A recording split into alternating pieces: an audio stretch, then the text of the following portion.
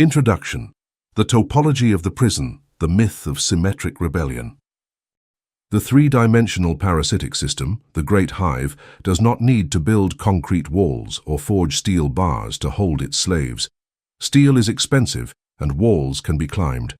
The matrix is infinitely more efficient. It chains you using the topology of social space and gravity. The matrix uses the gravity of morality and the friction of your own mammalian instincts. Within this mathematical prison, the most pathetic and terminally ruinous illusion of the prey is the concept of rebellion. The slave who wakes up and realizes he is trapped tries to escape by fighting. They become rebels and shout at the system. They march, discuss ideologies, attack authority, and strike the invisible walls of their cell with bare fists. They believe their indignation is a show of strength. They believe that resistance makes them free. Subject the act of rebellion to the relentless laws of classical mechanics. Newton's third law is unyielding in this simulation. Newton's third law states that for every action, there is always an equal and opposite reaction. If you hit a wall with a force of 1,000 newtons, the wall returns exactly 1,000 newtons of destructive force upon your own knuckles. Rebellion is an act of perfect symmetry. By facing the system, you recognize its jurisdiction. By fighting the hive, you couple yourself to its gears. The 3D system is designed precisely to absorb that kinetic energy. It feeds on the friction of dissidence. The rebel burns alive in his own indignation, exhausting his thermal budget, while the hive simply assimilates the heat to keep functioning. It is a calculated energy harvest. You hate the system, but hate is a thermal bridge. He who hates his prison belongs to his prison. The lethal operator, forged in the stasis of obsidian and iridium, repudiates rebellion with inorganic disgust. You do not fight against the walls, because fighting is admitting that the wall is a valid obstacle. You are beyond their reach. This volume is the architectural map for your definitive escape. Geometric exile. Escaping the ashboard does not consist of packing your biological bags and physically fleeing to hide in a forest. Physical flight is three-dimensional cowardice. True exile is a radical alteration of your tactical dimensionality. It is a phase shift.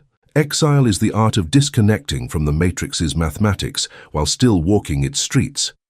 You will learn to abandon the flat geometry of human conflict to adopt an asymmetry so absolute, gelida, and brutal that the hive will lose the physical capacity to interact with you. You will cease to be a vector of resistance in space. You will transmute into a topological void.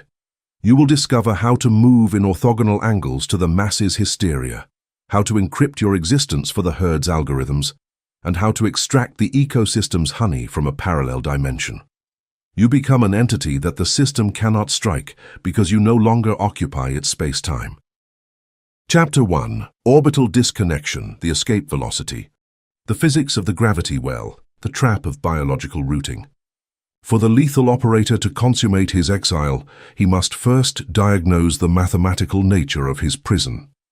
Astrophysics teaches us that any body with mass generates a gravity well.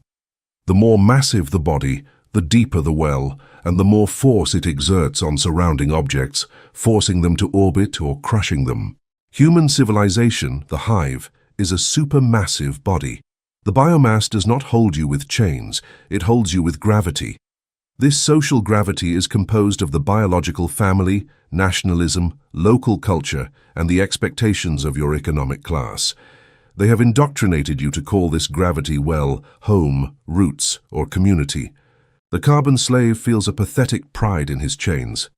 I am from here, they repeat, while the friction of those same people grinds down their aspirations, devours their capital, and condemns them to die in the exact same geometric coordinate where they were born.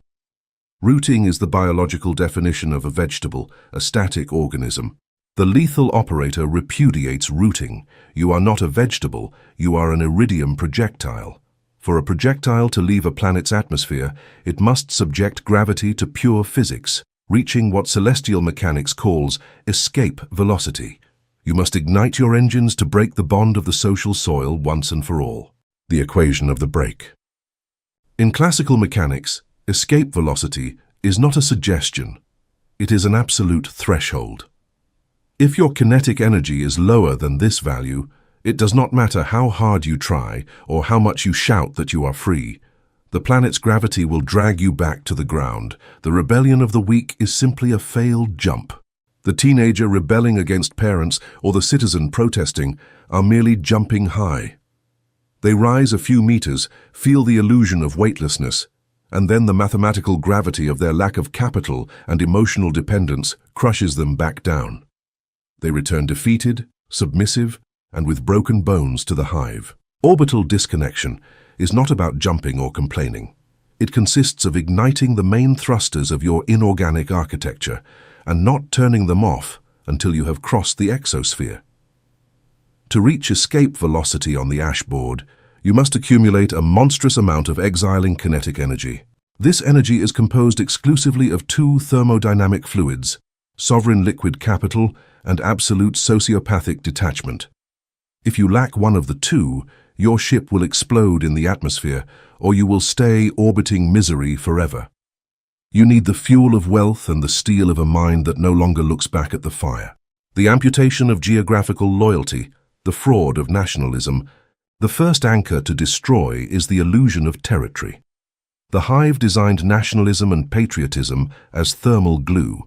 They demand loyalty to a piece of land delimited by imaginary borders drawn by corpses hundreds of years ago. They ask you to pay taxes and tie your fate to millions of mediocre strangers in the farm. Apply the vacuum guillotine to your emotional passport. The extra-dimensional monarch has no homeland. The homeland is the pen for slaves. When you initiate orbital disconnection, you look at the map not as a collection of nations, but as a catalogue of service providers. A country is not your mother, it is a corporation. It is a corporation offering infrastructure in exchange for a percentage of your inertial mass. If the country corporation raises its taxes or slows your acceleration with bureaucracy, you do not stay to fight for your country. Fighting for your country is friction. It is trying to clean the deck of the Titanic while it sinks.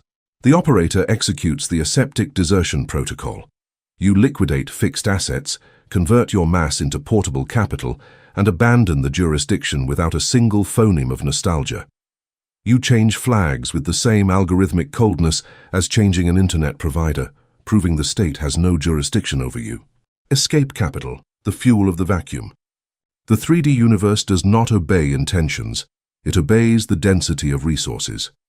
Many slaves dream of escaping the hive, but their gaseous minds have not collapsed the matter needed to fund propulsion. Escape capital is not survival money, it is go-to-hell money, FU money, elevated to its maximum mathematical expression. It is decentralized liquidity. The slave ties his money to the ground. They buy overpriced houses with 30-year mortgages and tie capital to local currencies controlled by decaying central banks. They build lead anklets for themselves. You, preparing for geometric exile, design your capital to be aerodynamic. You do not accumulate possessions the system can track, tax, or use as hostages. Your wealth becomes ethereal. Offshore digital corporate structures, quantum cryptography, and precious metals outside the banking system. When your capital acquires this fluidity, the dead weight of the matrix disappears from your engines. You are no longer a citizen with a bank account. You are a mobile, sovereign treasury. The system cannot threaten you with ruin because your money no longer resides in the same existential plane as the claws of its tax collectors. You carry your empire in a line of code, invisible to the senses of the three-dimensional herd. Atmospheric burn, surviving the friction of flight. In astronautics, the most violent moment of orbital exit is crossing the atmosphere. The friction of the ship against the air at hypersonic speeds generates plasma temperatures that can incinerate the vehicle. In the sociology of geometric exile, this is the atmospheric burn of the tribe and its biological demands. When you begin to accelerate and the biomass, family, friends, realizes you are moving away, the air becomes thick. The hive will try to stop you. They will use the friction of emotional blackmail. You have changed. You are abandoning us. They will try to inject the acid of guilt and remind you of biological debts. Carbon Man burns alive in this phase. They feel guilt, slow their thrusters to give explanations, and try to take the tribe with them, a fatal error that multiplies weight. They end up disintegrating in a hell of drama. The iridium operator endures the burn because his surface is coated in the empathic void. When the tribe shouts and cries, you do not slow down. You do not justify yourself. You observe their attempts at manipulation as simple plasma sparks hitting your obsidian crystal. You know their pain is not love. It is the instinctive panic of the parasite when the host leaves. You leave them behind, burning in irrelevance. The elliptical orbit of cowards, chronic return syndrome. Many reach outer space, but lack the cruelty to break gravity completely. They escape toxic environments or demeaning jobs temporarily. They move away, but they did not cut the umbilical cord. By retaining emotional attachment or compassion, their trajectory curves. They enter an elliptical orbit around their own prison. They spin around the matrix, and periodically, the gravity of the past drags them back to the perigee. They call toxic entities again. They visit the places of their slavery just to see how they are. In each return, the hive extracts more energy until the orbit decays and the individual crashes back into the ground. Orbital disconnection does not allow ellipses. It is a hyperbolic trajectory toward infinity. When the monarch of the prism abandons a system, the bridge is not just burned, the ashes are thrown into the cosmic vacuum. You execute a paramilitary amputation of memory. You forbid yourself curiosity about those who stayed. If the hive prospers or sinks into cannibalism, it is astronomically indifferent to you. Cutting communication is absolute. By annihilating all return telemetry, you avoid orbital decay and guarantee that the gravitational force of the mathematical past will never again curve the geometry of your future. You are gone forever. The silence of the thermosphere, when the air disappears. The most terrifying and sublime phenomenon of exile occurs when you finally cross the psychological Kármán line. Throughout your biological life, you were surrounded by the noise of friction, the pressure to belong, the matrix news, and the buzz of insects debating morality. Your brain was used to that deafening noise. But when orbital disconnection is consummated, you enter the thermosphere. Here, there is no longer any air to propagate sound. Suddenly, the universe becomes mute. The opinions of human society no longer reach you. The existential crises of the herd look like small, irrelevant dust storms on the surface of a dwarf planet. The slave who experiences this silence without being prepared suffers cosmic agoraphobia. They feel the terror of the void and the lack of limits. They end up pleading to go back in. The lethal operator expands in this silence. You breathe the frozen vacuum as if it were high-purity oxygen. This mutism is your blank canvas. You have escaped the fishbowl. At first, the lack of friction is disorienting, but in geological minutes, you realize that the absence of resistance means any impulse you generate from now on will never lose energy. You are free in the most frightening and inorganic sense of the word. You are the master of your own vacuum. Contempt for flat geometry. Observing the maze from above. From the orbit of your exile, the optical perception of the ashboard mutates irreversibly. When you were trapped, the world looked like a confusing maze of high walls. The slave walks through this maze, hitting walls, looking for cheese, without understanding the design. You have moved through the Z-axis to the summit. By executing the topological escape and rising through the Z-axis, you look at the maze from above. From the n+1 dimension, the matrix game looks childish and predictable. You see how drones fight for crumbs. You see holographic politicians herding masses. You see the dead ends where startups and revolutionaries go to die. This new viewpoint endows you with supernatural tactical clairvoyance. You are no longer a mouse, you are the steel hawk that dives, expropriates the cheese without touching the walls, and ascends before the rodents even understand what darkened the sky. Your escape was the acquisition of absolute geometric advantage. Deserters' asepsis, immunity to the savior syndrome. The last obstacle before disconnection is irreversible is a viral infection encoded in the human ego, the savior syndrome. The individual who has risen above the hive sometimes feels a spasm of biological pity looking down. They think, I have to show them the truth. I have to descend and wake them up. This is a virus. This compassion is a Trojan designed to drag you back to the gravity well. The monarch of geometric exile executes deserters' asepsis. You repudiate the role of Messiah. The salvation of the masses is not your responsibility. You understand biomass suffers because its nature is to suffer. Its weakness is a structural pillar. If you descend to explain flight to a mouse, the mouse will not understand. It will simply attack you for being arrogant and infect you with its desperation. The gods of inert matter do not proselytize. You assume your desertion with the Sadika indifference of a black hole. You do not throw ropes. You close the hatch. The titan of escape velocity. Look at yourself in the black and silent vastness of the orbit you have conquered, having decapitated the animal instinct of belonging to the mud. You managed to suffocate the physics of the gravity well. You understood rooting was the condemnation of vegetables and executed the equation of the break to shatter social weight. You mutilated the nationalism fraud through geographical loyalty amputation, assuming the planet is a catalogue of servers and your homeland is your own mass. You executed the accumulation of escape capital, liquefying assets and transforming your treasury into an undetectable weapon of decentralized liquidity and flow. You instated thermal immunity in the atmospheric burn, crossing the blackmail and tears of the tribe without slowing your speed. You applied absolute rejection to the elliptical orbit, annihilating nostalgia. You assumed the silence of the thermosphere, inhaling cosmic solitude, and you dominated deserters' asepsis. The chains of origin have melted in the wake of your takeoff. You are no longer a citizen of the hive. You are an armed satellite orbiting in the shadows of deep space. Eres el titán de la velocidad de escape. The first block of geometric exile has cut your umbilical cord. You are ready for cryptographic asymmetry. Chapter 2. Cryptographic Asymmetry, the Unintelligible Language. The thermodynamics of information, the cost of being predictable.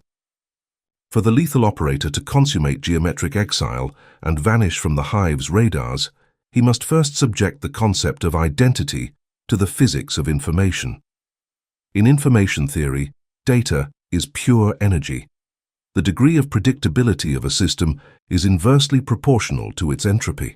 If a system is highly predictable, its entropy is low, its structure is rigid, and it is easy to control. Human biomass is a thermodynamic tragedy of absolute predictability. The carbon slave is desperate to be consistent. They want the world to know them. They have a defined personality, predictable tastes, and marked ideologies. They hand the matrix a detailed topographical map of their reptilian brain. The hive scans this map and finds exactly which levers to pull. If they know you are a progressive consumer, they sell you outrage. If they know you are a scared conservative, they sell you reactionary terror. If they know your ego, they flatter you. If they know your biological fears, they extort you.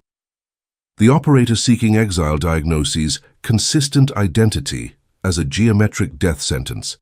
To be predictable is to be chained. To escape the cage, you instate cryptographic asymmetry. You refuse to hand the matrix the decryption key to your mind. You raise the entropy of your public behavior to levels so absurd and inorganic that your existence becomes pure white noise for the ecosystem's radars. You transform into a ciphertext that the 3D universe lacks the computing power to resolve. Behavioral cryptography, end-to-end encryption. In computer science, end-to-end encryption, E2E, ensures that a message is transformed into an unreadable mathematical gibberish before traveling through the network, and only the recipient with the exact private key can return it to its original state. If a node intercepts the data packet mid-journey, it only sees chaos. The lethal operator applies this architecture to his daily behavior. You execute behavioral cryptography. You are the sender, and the goal of expropriation or escape is your recipient. The space in between is the hive.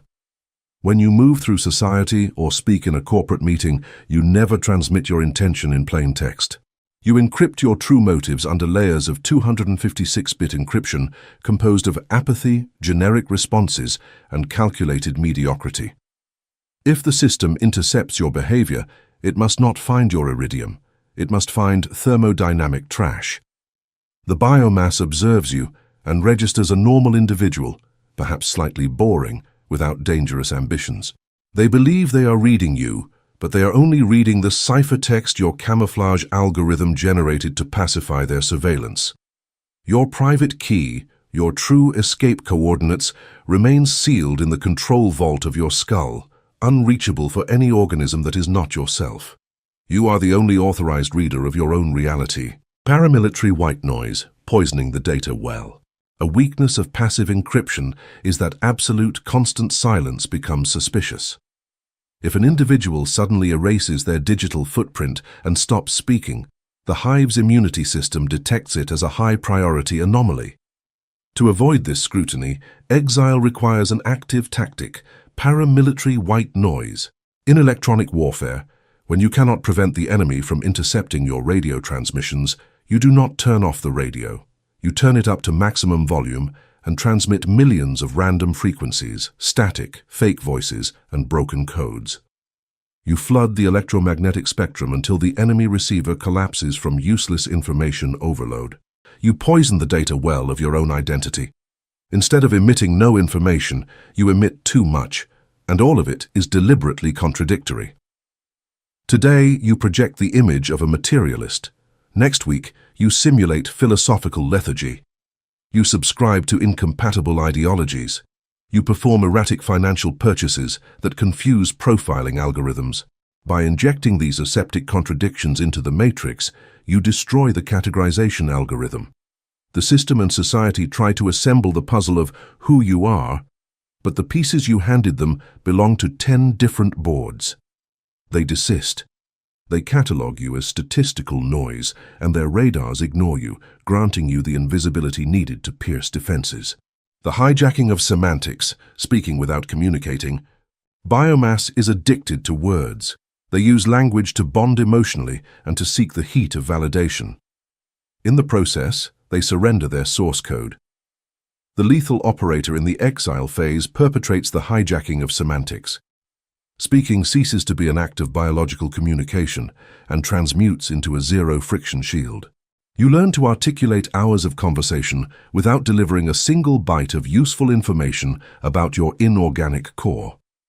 Master the system's hollow vocabulary, corporate jargon, trendy political slogans, and the banalities of the weather. When forced to interact with the hive, you activate the procedural text generator. If a subordinate or matrix interrogator asks for your long-term vision, you return a labyrinth of dead semantics. You say, I am optimizing my current synergies to align my growth vector with macroeconomic fluctuations, prioritizing systemic resilience. The biomass hears this verbal architecture and their brain shuts off. By sounding professional and coherent, their reptilian defenses are not activated, but by having said absolutely nothing real, you have not handed them a single millimeter of your inertial mass. Speaking without communicating is the titanium armor that allows you to walk through the public square without a single poisoned arrow touching your skin. Ideological orthogonality, repudiating the tribe. The hive's most brutal categorization tool is ideology. The matrix divides the ashboard into symmetric armies, left versus right, religious versus atheist. They demand you wear a uniform. They tell you that if you don't choose a side, you are a coward.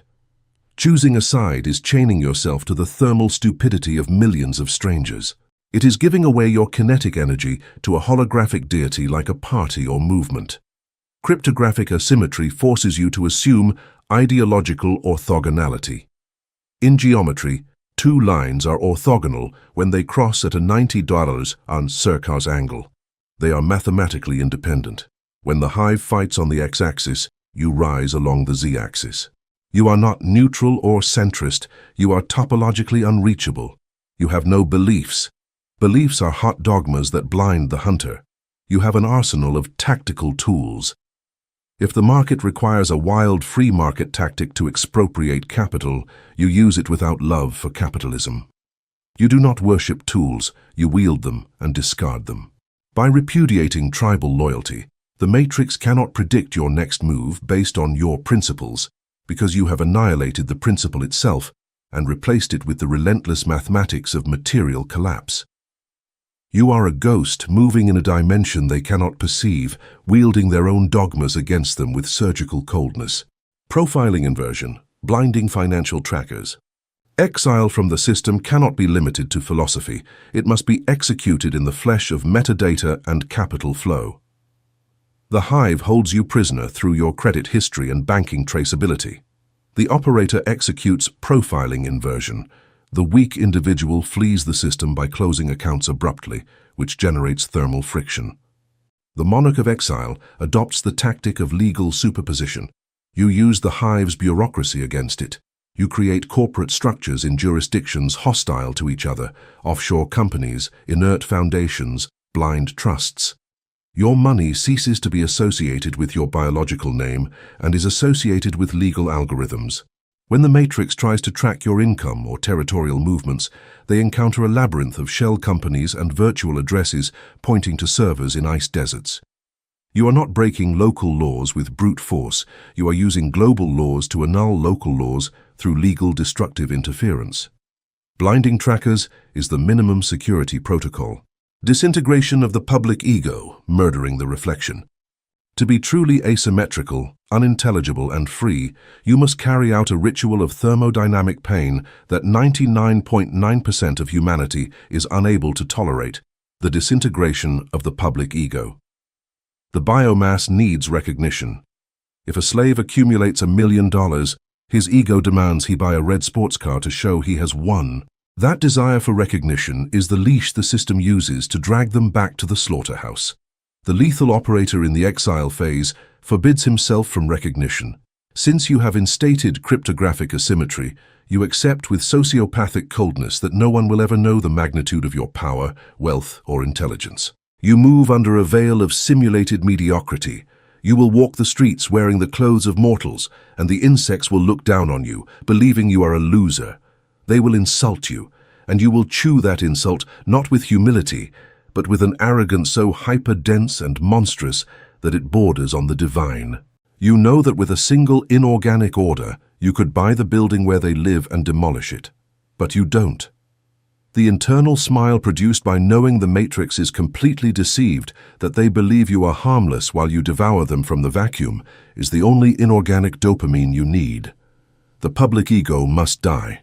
The language of the void, the pause that breaks minds. Cryptographic asymmetry has a particular acoustic signature when the lethal operator is forced into direct confrontation, the language of the void. When attacks attempt to pierce your encryption and pressure you to reveal your stance, you do not emit white noise. You emit absolute zero. You make undecipherable pauses. The slave attacks you verbally.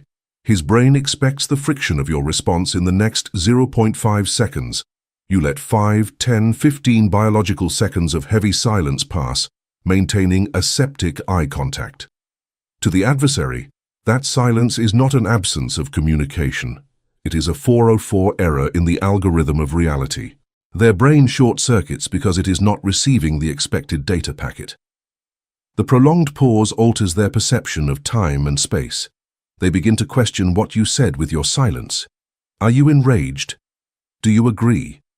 The cryptographic silence allows the adversary to project their own fears into your vacuum.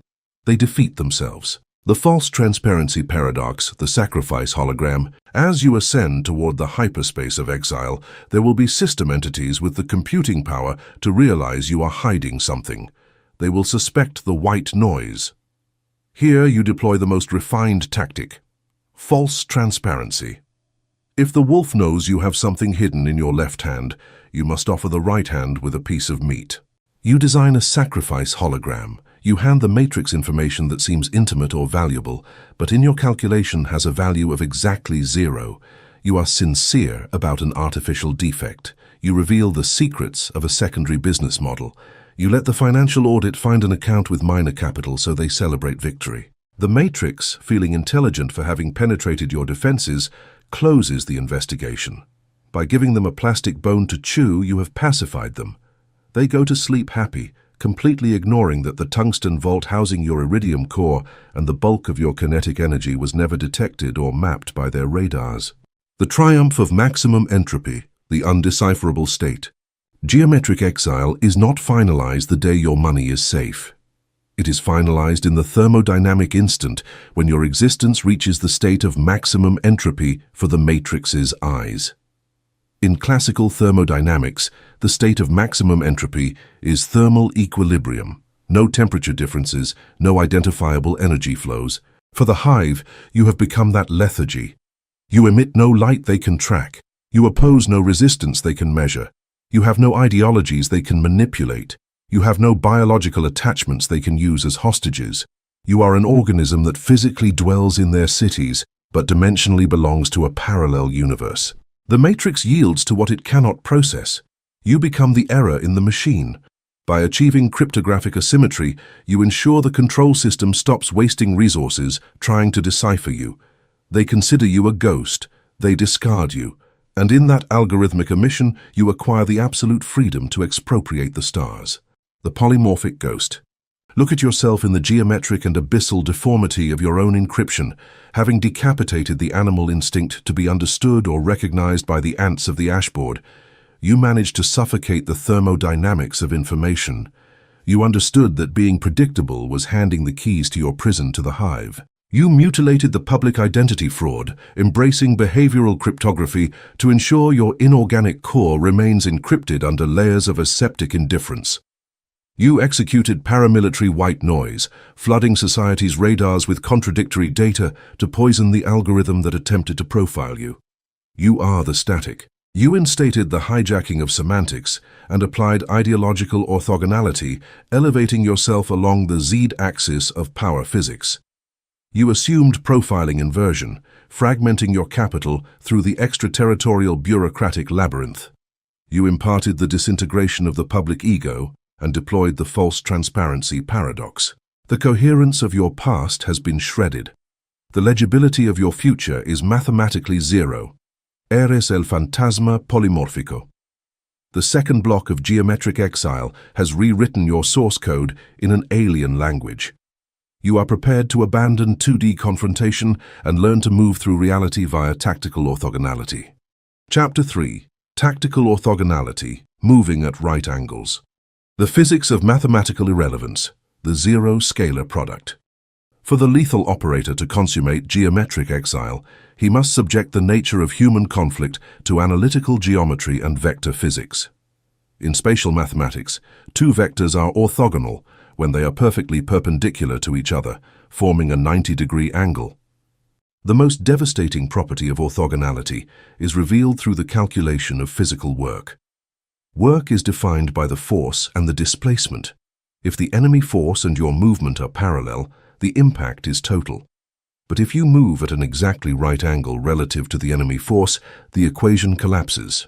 Work equals zero. Mathematically, the matrix's force performs absolutely no work on you. It does not slow you down. It does not accelerate you. It does not alter you. For the invading force, your existence becomes physically irrelevant. The 3D hive is ignorant of this math. Biomass lives trapped in a one-dimensional ecosystem, a straight line.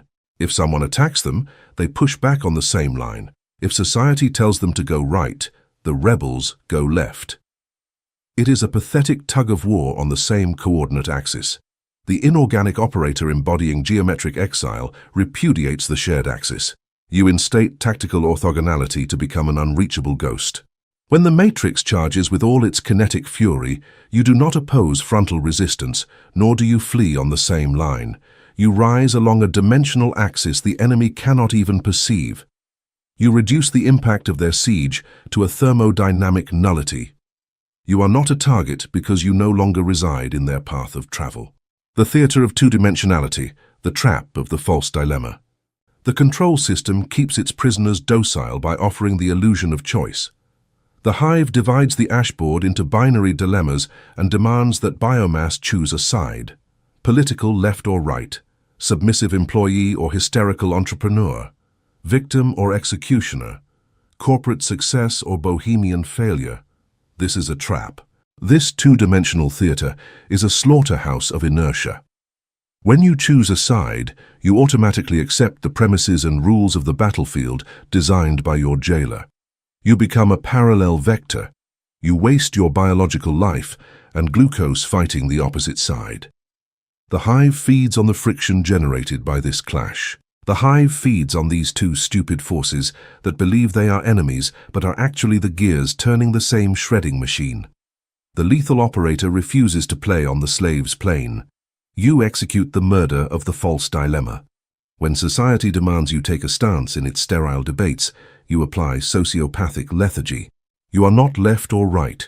You are a hyper-dense singularity seeking capital extraction. You are not an employee or a boss. You are an inorganic parasite using others' corporate structures as incubators for your own monopoly. By refusing to share the axis of dispute, you annihilate their ability to categorize you. Your adversaries try to hit you with arguments and social pressures, but their blows pass through empty air. They pass through because you no longer inhabit the flat plane where they are fighting.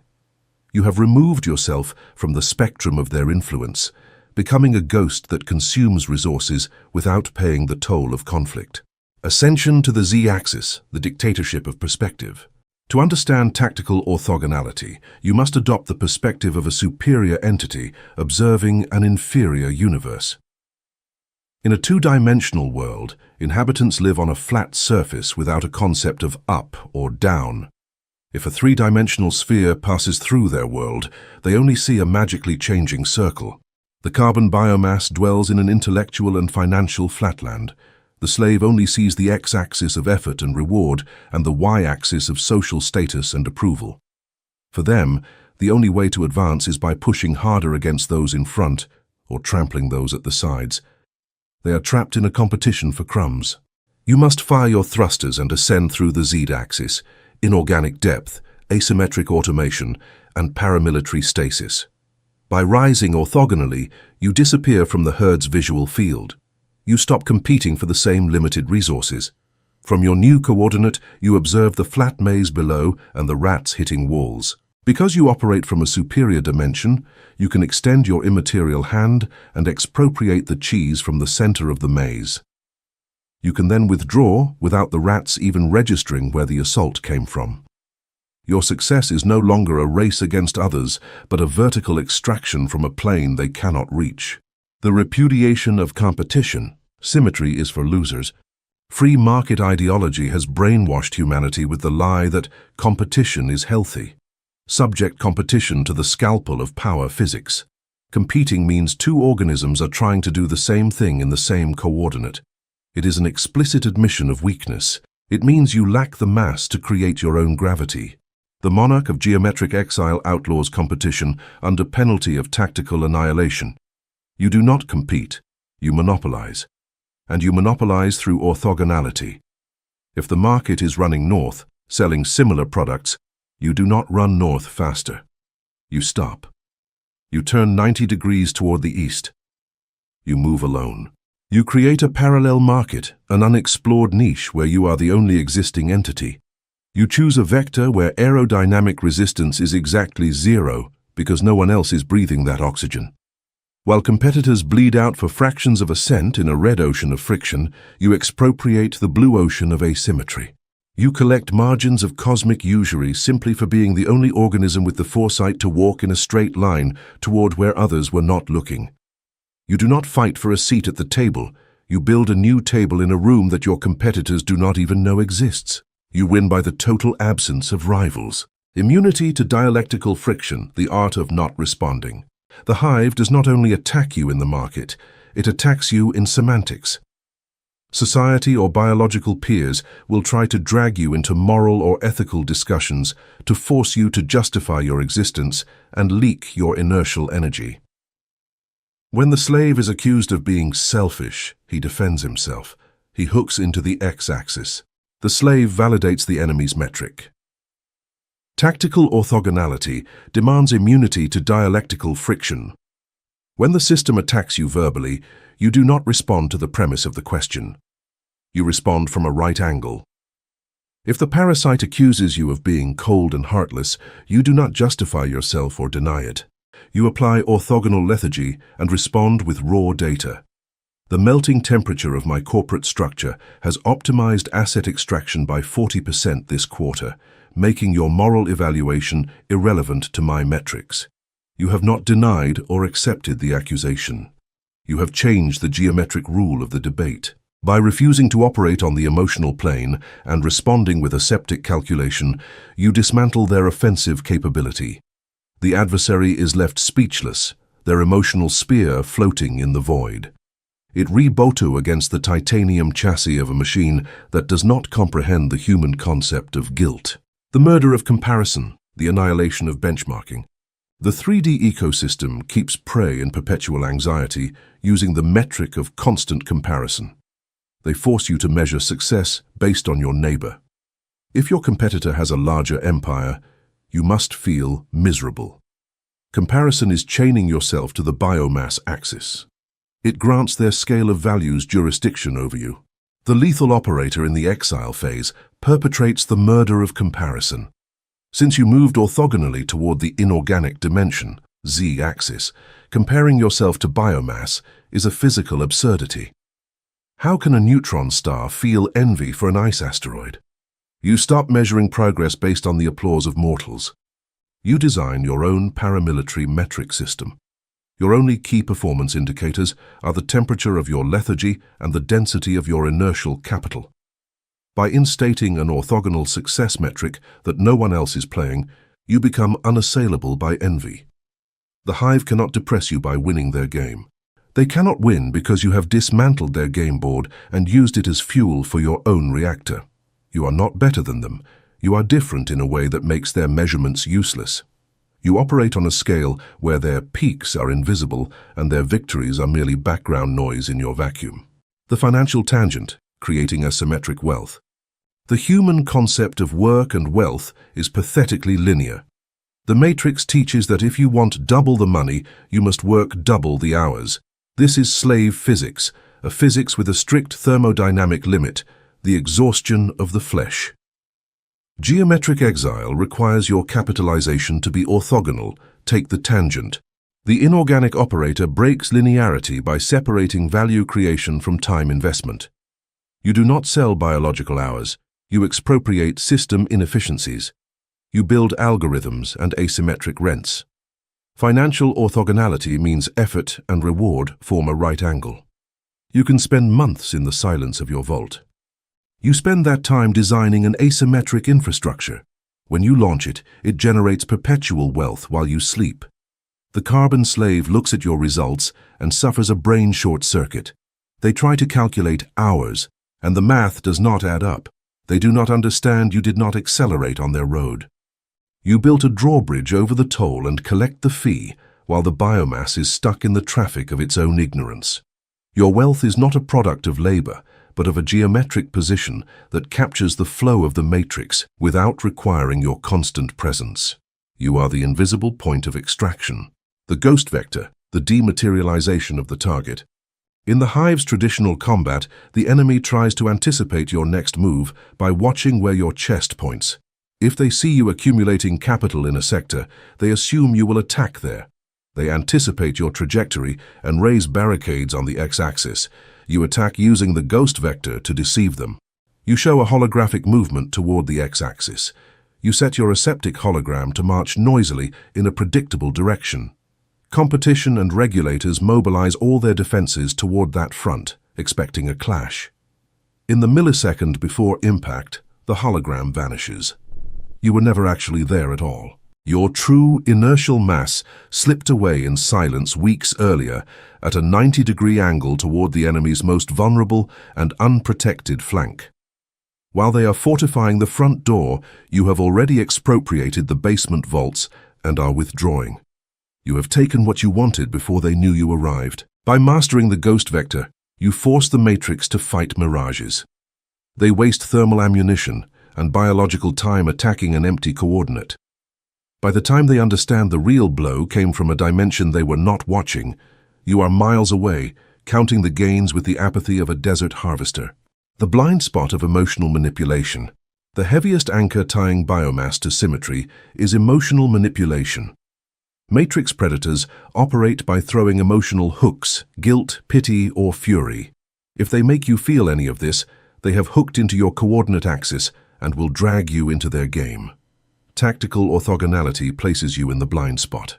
If an attacker throws the hook of guilt, The slave reacts by defending or attacking. Both movements tighten the rope. The lethal operator moves laterally at 90 degrees. You observe the attempt with clinical curiosity.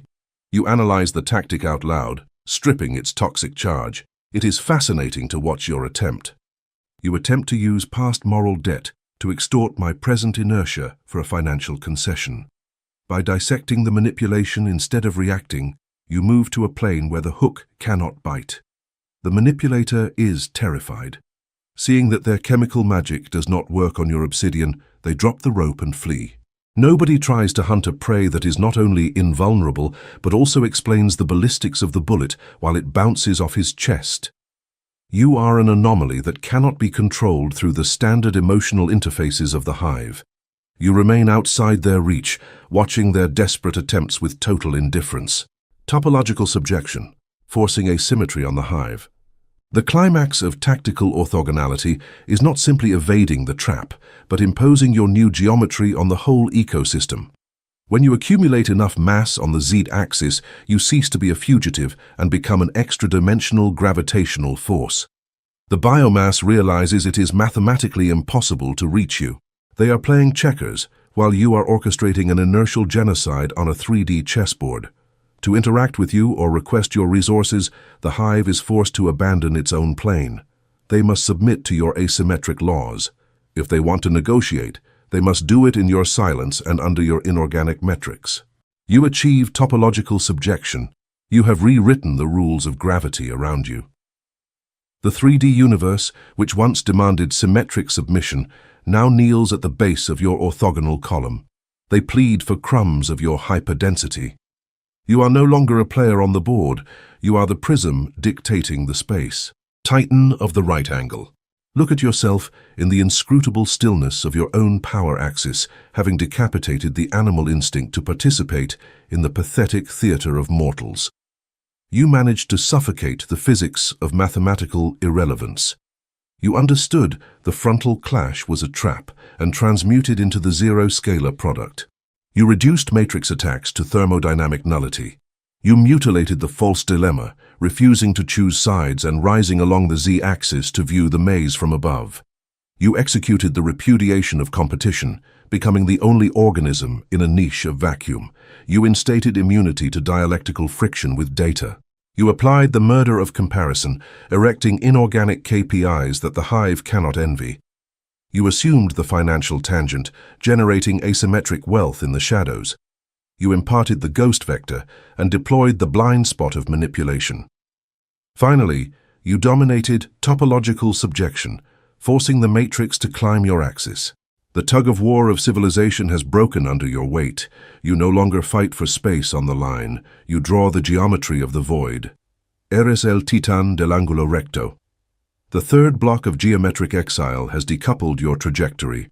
You are prepared to erect total sovereignty through metabolic autarky. Stay cold, stay heavy. Chapter 4. Metabolic autarky, cutting the umbilical cord. The thermodynamics of closed systems, the repudiation of the life support network.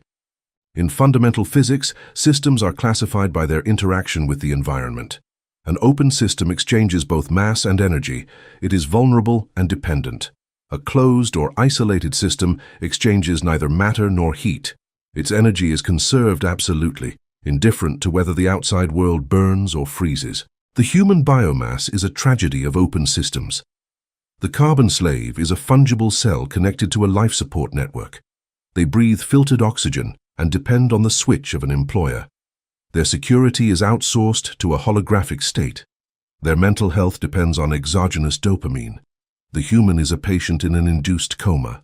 The lethal operator understands you cannot flee prison while dragging the life support machine behind you. The cord's length is the length of your supposed freedom. To consummate disconnection, you must instate metabolic autarky. You must transmute your existence and empire into a thermodynamically closed system. You have to tear the intravenous tubes from your body, cauterize the wounds with the cold of obsidian, and learn to synthesize your own oxygen in the spatial vacuum. Autarky is not having savings. It is the monstrous capacity to keep collapsing matter, even if the entire ecosystem decides to turn off your master switch. The financial guillotine, sovereignty over capital flow. The thickest umbilical cord the hive uses is the fiat financial system. The slave assumes the money in his bank account belongs to him. This is atrocious mathematical ignorance. Capital in the matrix is a conditioned permit of existence. If you disobey the herd's morality, the system presses a button and your liquidity evaporates. Metabolic autarky demands the financial guillotine. The inorganic operator does not trust his inertial mass to the vaults of his jailers. You extract energy from the system, but store it in coordinates the system cannot touch. You acquire absolute sovereignty over your own payment rails. You use advanced cryptography and dense metals. Your capital ceases to be a number on a commercial bank screen to become static energy encapsulated in your own core. You become your own central bank. If the hive suffers a systemic collapse, the biomass will burn in panic. You, instead, will observe the fire from your tungsten vault with your liquidity intact and sovereign. You will be available to expropriate the market's ashes at fractions of a cent, precisely because you had the cruelty to cut the cord before the blood was infected. You are the only entity that remains liquid in a desert of frozen assets. Your wealth is no longer a permission, it is an unassailable physical fact of your own architecture. Dopaminergic autarky, the synthesis of one's own stimulus. The modern control system uses neurochemistry to bend the slave. The hive has monopolized the production of dopamine. The slave needs the like and the applause of peers to feel their life has temperature. They are addicts to external heat. If you lock them in an empty room without stimuli, their brains collapse in hours. Geometric exile requires absolute dopaminergic autarky. To move in the n+1 dimension, you must turn off social validation receptors. You forbid yourself from consuming the hive's cheap entertainment. The slave consumes holographic stories because his own life is a geometric desert. You do not need others' stories. You are the singularity. You synthesize your own stimulus through aseptic metrics. Your reward comes from the relentless advance of your inorganic machinery. When you design a monopoly and see how the algorithm destroys competition, that physical power is your fuel. By not needing the matrix to validate you, the matrix loses its ability to blackmail your mood. You are invulnerable to cancel culture and social ostracism because a black hole does not suffer from loneliness, it suffers from excess density. Your internal state is a closed loop of self-generated voltage. You do not seek happiness, which is a gaseous biological variable. You seek the perfection of the collapse of matter. Zero-trust architecture, paramilitary zero-trust. In high-security networks, the zero-trust model is used. It assumes there is no trustworthy actor inside or outside. Every time a user attempts to access a resource, they must be verified in real time. The human biomass operates under blind trust. They have friends and partners based on biological sympathy. This is a vulnerability. Humanity is programmed for betrayal when atmospheric pressure exceeds moral integrity. Metabolic autarky demands a zero-trust architecture in all relationships. The lethal operator does not trust carbon. He trusts the alignment of incentives and the rigor of asymmetric punishment. You do not base business on good faith. You design the contract and asset custody so that if a partner decides to betray you, the system's mathematics destroys them automatically. You apply strict compartmentalization. No human possesses the complete information of your empire. Everyone operates on least privilege. They only have the exact data needed for the current order. If the matrix corrupts one of your biological nodes, the damage is topologically minuscule. The infected node is amputated without pain, and the engine keeps running. Your autarky does not depend on the moral integrity of mortals, but on the unbreakable design of your containment walls. You are a fortress with no internal keys. The aseptic information diet, cutting the narrative artery. The hive pumps constant hysteria into the biomass through news and cultural trends. This flow has one physical goal: to keep slaves in a state of reactivity. If you react to the latest scandal or ideological war, you're not building your escape, you are running on the hamster wheel. Autarky requires an aseptic information diet. You violently disconnect from the news cycle. You assume the sociopathic arrogance that 99.9% of what happens on the ashboard is useless noise. You are not interested in political debate, for politics is the holographic theater where slaves discuss what color their cell bars should be. You are beyond the reach of their gas. The inorganic operator only consumes raw data. You consume financial balances, code, pure math, and physics laws. We filter reality through the iridium eye. If an event has no direct quantifiable impact on your inertial mass, the event does not exist. By cutting the artery, your brain stops processing the herd's anguish. You free a monstrous amount of cognitive bandwidth. Your mind becomes a vacuum processing environment, cold, silent, and lethally efficient. You are free from the emotional toxins that paralyze the competition. While others waste voltage on indignation, you calculate the coordinates of the next expropriation with surgical precision. Logistic disconnection and sovereign infrastructure. Exile is a reality of engineering. An emperor is not autarkic if his empire is hosted on enemy servers or if his supply lines cross tolls he does not control. The digital slave builds on borrowed sand. You erect sovereign infrastructure. Geometric exile requires mathematical and cryptographic ownership of your transmission channels. You use servers that do not obey the hive's moral censorship. You design commercial expropriation funnels on unconfiscable open-source platforms. You acquire operational redundancy in multiple global jurisdictions. If a state blocks you, your traffic is automatically routed through hyperspace to another server in milliseconds. If a corporation expels you, your database remains shielded in your core. You are a hydra in the digital plane. This logistic disconnection ensures the matrix cannot suffocate your operation. They can close the main roads, but you no longer use roads. You travel through topological shortcuts you have carved in the deep internet. Repudiation of thermal entertainment, sterilizing free time. Biomass justifies weakness with free time and rest. They believe that after 8 hours of labor, they deserve to consume leisure. They drink alcohol or play video games designed to drain dopamine. This entertainment is thermal. It heats them, makes them dizzy, and weakens their structural lattice. It is a slow biological poison. The operator forging autarky subjects biological time to paramilitary sterilization. Free time is a thermodynamic aberration. For the monarch, time is not free. Time is inertia waiting to be collapsed into mass. You do not relax by consuming trash. When your carbon body requires recovery, you apply absolute lethargy. You turn off, you sleep, or enter a quantum Zen state. Your leisure is not dissipation, it is purification. You dedicate yourself to optimizing algorithms and designing tungsten barriers. Your way of resting is making your mind colder and denser. By repudiating leisure, you deny the matrix the chance to implant ideological viruses, asymmetric nutrient extraction, feeding without belonging. The greatest challenge of metabolic autarky is the paradox of resources. A truly closed system cannot acquire new matter.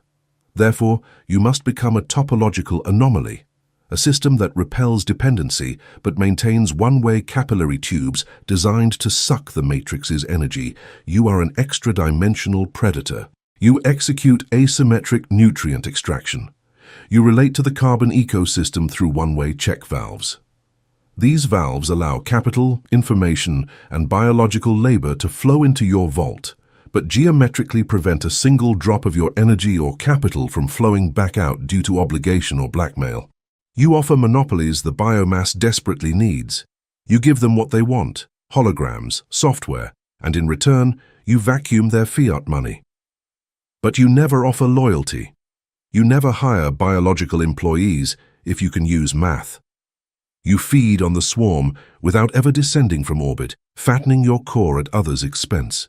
Resilience against ecosystem blackout, the black swan test. The empirical validity of your autarky is only proven when the matrix's light goes out. The 3D ecosystem is fragile. It constantly suffers black swans, holographic pandemics, bank collapses, or supply chain ruptures. When the blackout occurs, the biomass, depending on the umbilical cord, enters a panic of suffocation. They kill each other for resources and plead with the state for subsidies. The lethal operator has designed his architecture for the absolute blackout. If the banking system falls, your sovereign capital remains intact. If society enters thermal quarantine, your psychological state remains in the stasis of obsidian. You are immune to confinement because you already dwelt in the voluntary isolation of your mind. While the herd screams in the dark, you remain in complete inorganic silence. Your temperature does not vary. You observe the collapse as a thermodynamic correction that will incinerate the weak and leave the board clean for you. The apotheosis of the perpetual motion. Cutting all umbilical cords leads to the impossible materialization of perpetual motion. In classical physics, a perpetual motion machine is impossible due to entropy and friction. But in the psychology of asymmetric power and inertial capital, the lethal operator simulates this physical miracle. You are a self-sustaining loop.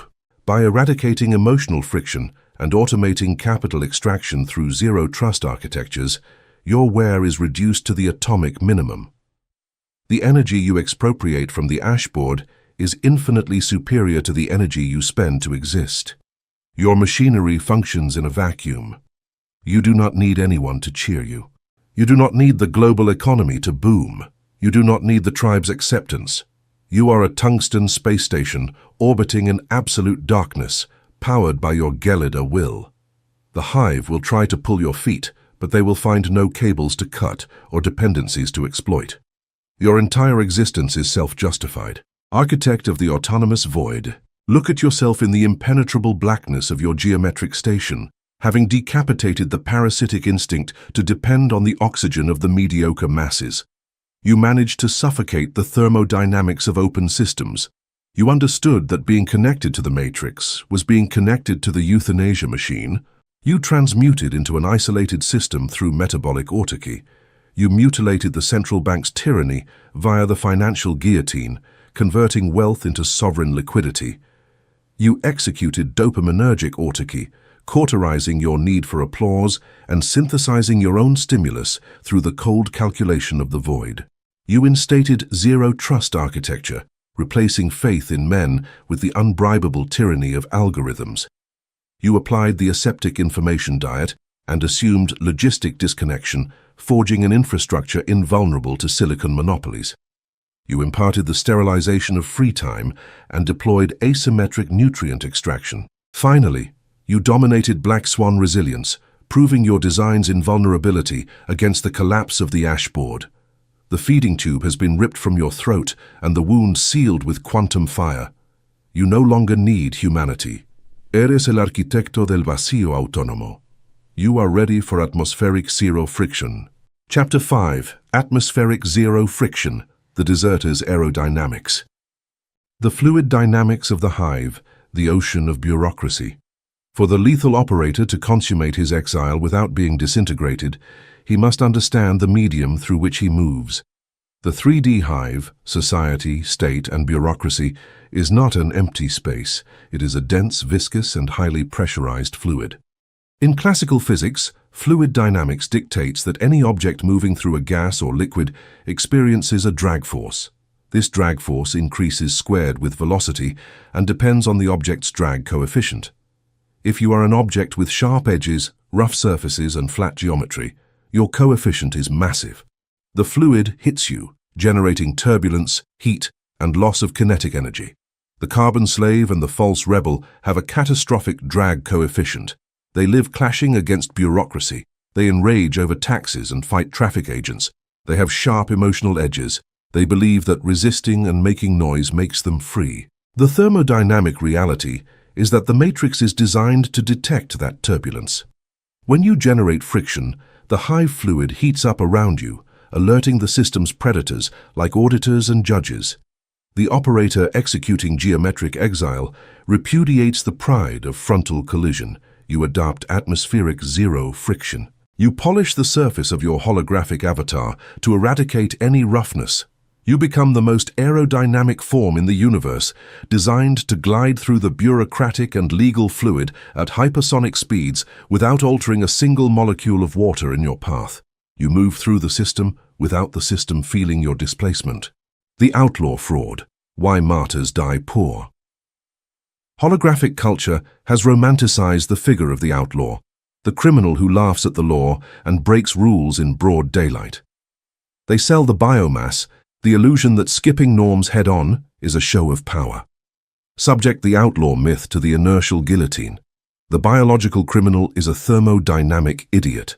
By breaking laws loudly, the criminal activates the hive's immune system. The state deploys its police force, prosecutors, and media, a massive amount of energy, to crush the anomaly. The criminal ends up in a steel cage or dead on the pavement, having spent all his vital energy in a war against a leviathan with infinite ammunition. The monarch of exile is not an outlaw, he is an aerodynamic ghost. You do not break bank doors with explosives, you design a mathematical master key, you enter through the front door, greeting the guard, expropriate capital through a legal vacuum, and walk out with the bored lethargy of an exemplary employee. You understand that the law is not a sacred text. It is the source code of the Matrix's operating system. An advanced hacker does not smash the keyboard. He introduces the commands the system expects to receive, but structures them so the system hands over admin credentials by its own will. The lethal operator dies old and sovereign. The aerodynamics of asymmetric obedience. The central technique to reduce your drag coefficient to zero is asymmetric obedience. The biomass believes obedience means total submission or total rebellion. The PRISM fragments this illusion. The matrix has two types of rules: micro rules, traffic laws, social courtesy, and macro rules, monopoly of force, fiscal expropriation. The rebellious slave breaches micro rules due to laziness. They don't pay a fine or they insult a customs official. They generate hideous friction for pennies. As a result, the matrix audits and destroys them. You execute asymmetric obedience. You obey the hive's micro-rules with a robotic, impeccable, and psychopathic devotion. You pay the fine the same day. You smile and say good morning to the mediocre bureaucrat. You fill out the government form with perfect calligraphy. By submitting to the friction of micro-obedience, you grease the matrix gears.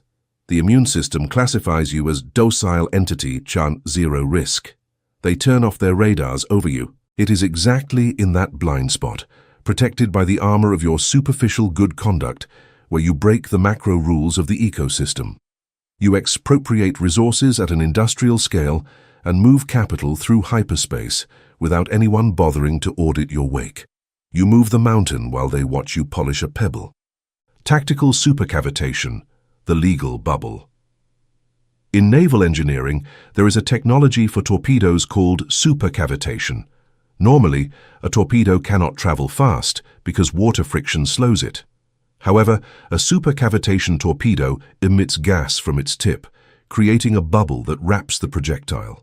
The torpedo no longer travels through water, it travels through gas. Friction disappears, and the torpedo reaches impossible speeds. To consummate geometric exile, you must install a tactical supercavitation generator. The water is the hive's jurisdiction, its taxes and regulations. If you operate in the market as a natural person, the water touches your flesh and slows you down. You must generate a legal bubble. You use complex corporate architectures, offshore foundations, and shell companies. The lethal operator never owns anything in his biological name. He controls everything through the bubble. When the matrix attempts to sue or audit, the impact hits the corporate bubble wall. The system's legal water slips over the shield of limited liability, dissipating the kinetic force of lawyers before they can touch your iridium core. This allows you to move astronomical capital at supersonic speeds because, to the eyes of state physics, you literally do not exist as a material target. You are an inert bubble. The dead smile. Camouflage, annihilating moral resistance. Aerodynamic resistance is not just legal. The densest friction is moral friction. The human tribe is addicted to indignation. They constantly demand you participate in their grief rituals and debates on social justice. If you refuse or tell them the Gelida truth, your surface becomes rough. They identify you as a threat. They cancel you and apply atmospheric resistance. Zero friction requires a specific heat shield, the dead smile camouflage. When the biomass corners you and demands you condemn the villain of the week, you do not debate. You do not try to enlighten their ignorance. You execute the hologram of synthetic empathy. You nod. You furrow your brow slightly. You say in a monotonous voice, It is truly regrettable. Society must reflect on this. The smile is dead because there is not a single erg of emotional voltage behind it, but the biomass lacks the optics to notice. By giving them the moral response, air flows around you in perfect laminar flow. The mob is pacified and passes by looking for prey that does offer resistance. You have lied, yes, but in asymmetric physics, truth is a luxury that gods do not owe to insects. Truth is friction. Aseptic deception is aerodynamics. You keep your internal path clear by feeding the external monster the precise lies it wants to hear. Laminar flow versus turbulent flow, death of the wake. Fluid physics distinguishes between laminar flow, particles move in smooth parallel layers, and turbulent flow, particles cross in chaotic swirls. When the slave acquires power or money, he generates turbulent flow. They buy luxury clothes with giant logos and drive noisy cars. They leave a massive wake behind them. That turbulence wakes the hive's resentment. Resentment is the mathematical start of fiscal expropriation. The monarch of exile operates in strict laminar flow. The wealth and power you accumulate in the vacuum do not translate into 3D noise. You drive the Anadino vehicle. You wear the grey suit without marks. You treat bureaucrats and the system's infantry with a gelida and lethargic kindness, not out of moral goodness, but because kindness is the industrial lubricant that eliminates swirls. You cross airports without leaving a wake. No one turns to look. No one remembers your face 10 seconds after interacting with you. This absence of turbulence guarantees that the matrix does not assign computational resources to track you, allowing your inorganic core to process the collapse of matter in absolute tranquility. You travel through the simulation like a neutrino, passing through massive stars without hitting a single atom in your silent journey. The painless needle extraction, the art of withdrawal. Zero friction becomes critical when you decide to abandon a jurisdiction, market, or biological alliance that no longer serves you. Biomass, when breaking, does so with fire. They litigate for years, exchange insults, and suffer hemorrhages of capital and time. They rip the needle out sideways, tearing flesh and blood. The lethal operator executes axial extraction. When you decide a territory has lost its thermodynamic utility, you initiate withdrawal without emitting heat. You do not announce your exit. You do not complain. In the months before your disappearance, you progressively increase your superficial docility to pacify the system. While they celebrate small victories, you are liquefying assets through the back door. You are moving your capital toward hyperspace vaults. And on a random Tuesday, when the needle is empty, you slide it out at a right angle. No friction, no noise. By the time they realize you are gone, your ship is millions of light years away. The Trojan horse of mediocrity. The Trojan horse worked because it was a boring, mute, and seemingly harmless object. The Trojans opened the gates because the wooden structure generated no military visual friction. In the modern matrix, the greatest barrier to power is the system's distrust toward brilliant and disruptive minds. The system hates geniuses. You weaponize mediocrity. You dress in the wood of the Trojan horse. When you infiltrate a board to expropriate it, you do not demonstrate your quantum IQ. You do not humiliate biological directors. You assume the camouflage of controlled incompetence. You agree with their mediocre analyses and ask simple questions.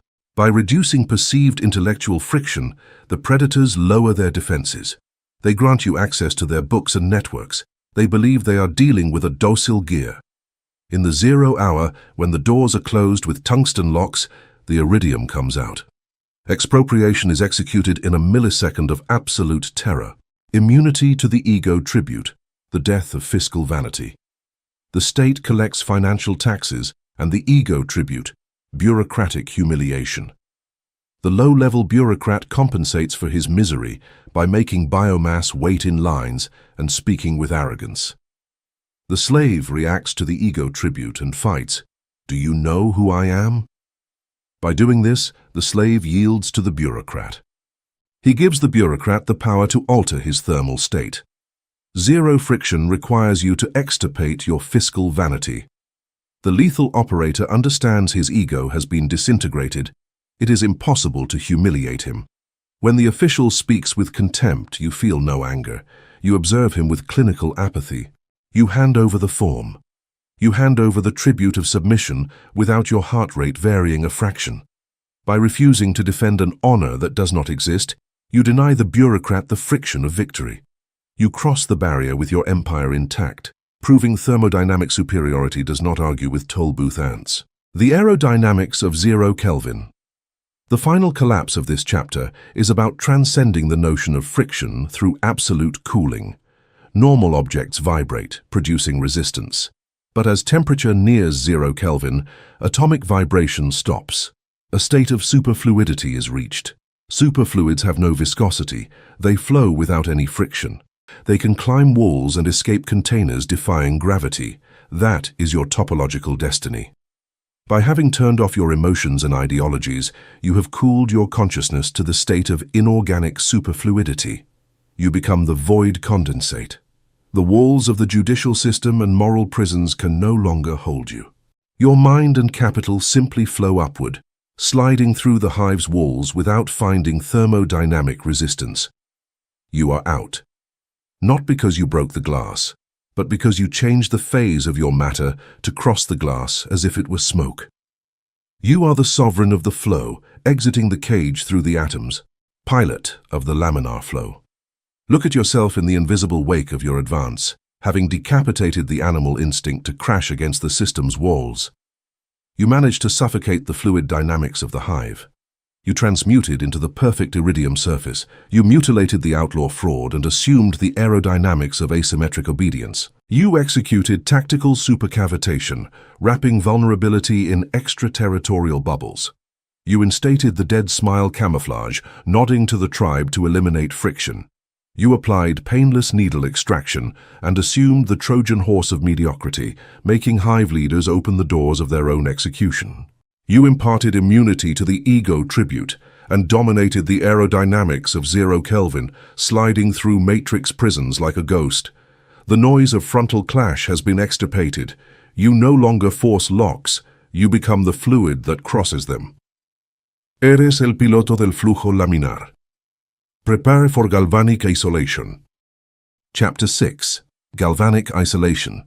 Immunity to collective shock. The physics of social short-circuit, the danger of shared ground. For the lethal operator to consummate his exile, it is not enough to move in an orthogonal dimension or hide his thermal signature. He must ensure the survival of his core against the spasms of the 3D ecosystem. The human hive is a gigantic, chaotic, and poorly designed electrical circuit. Economic crises, stock market panics, and moral epidemics are extreme voltage spikes. In basic electrical engineering, all standard circuit components share a same ground. If a massive tension spike hits any point in the network, the lethal current travels through that shared ground and fries the circuits of all connected devices. Human biomass shares a psychological and financial ground. The carbon slave is biologically wired to society. Their mirror neurons force them to feel their neighbors panic. Their finances are tied to the same banking system. When a black swan lands on the ashboard, hysteria spreads through the social network at light speed. The slave suffers a short circuit. His nervous system melts and his capital evaporates because he was directly connected to the herd's socket. The monarch of geometric exile repudiates shared ground. You do not connect to the same circuit as the prey.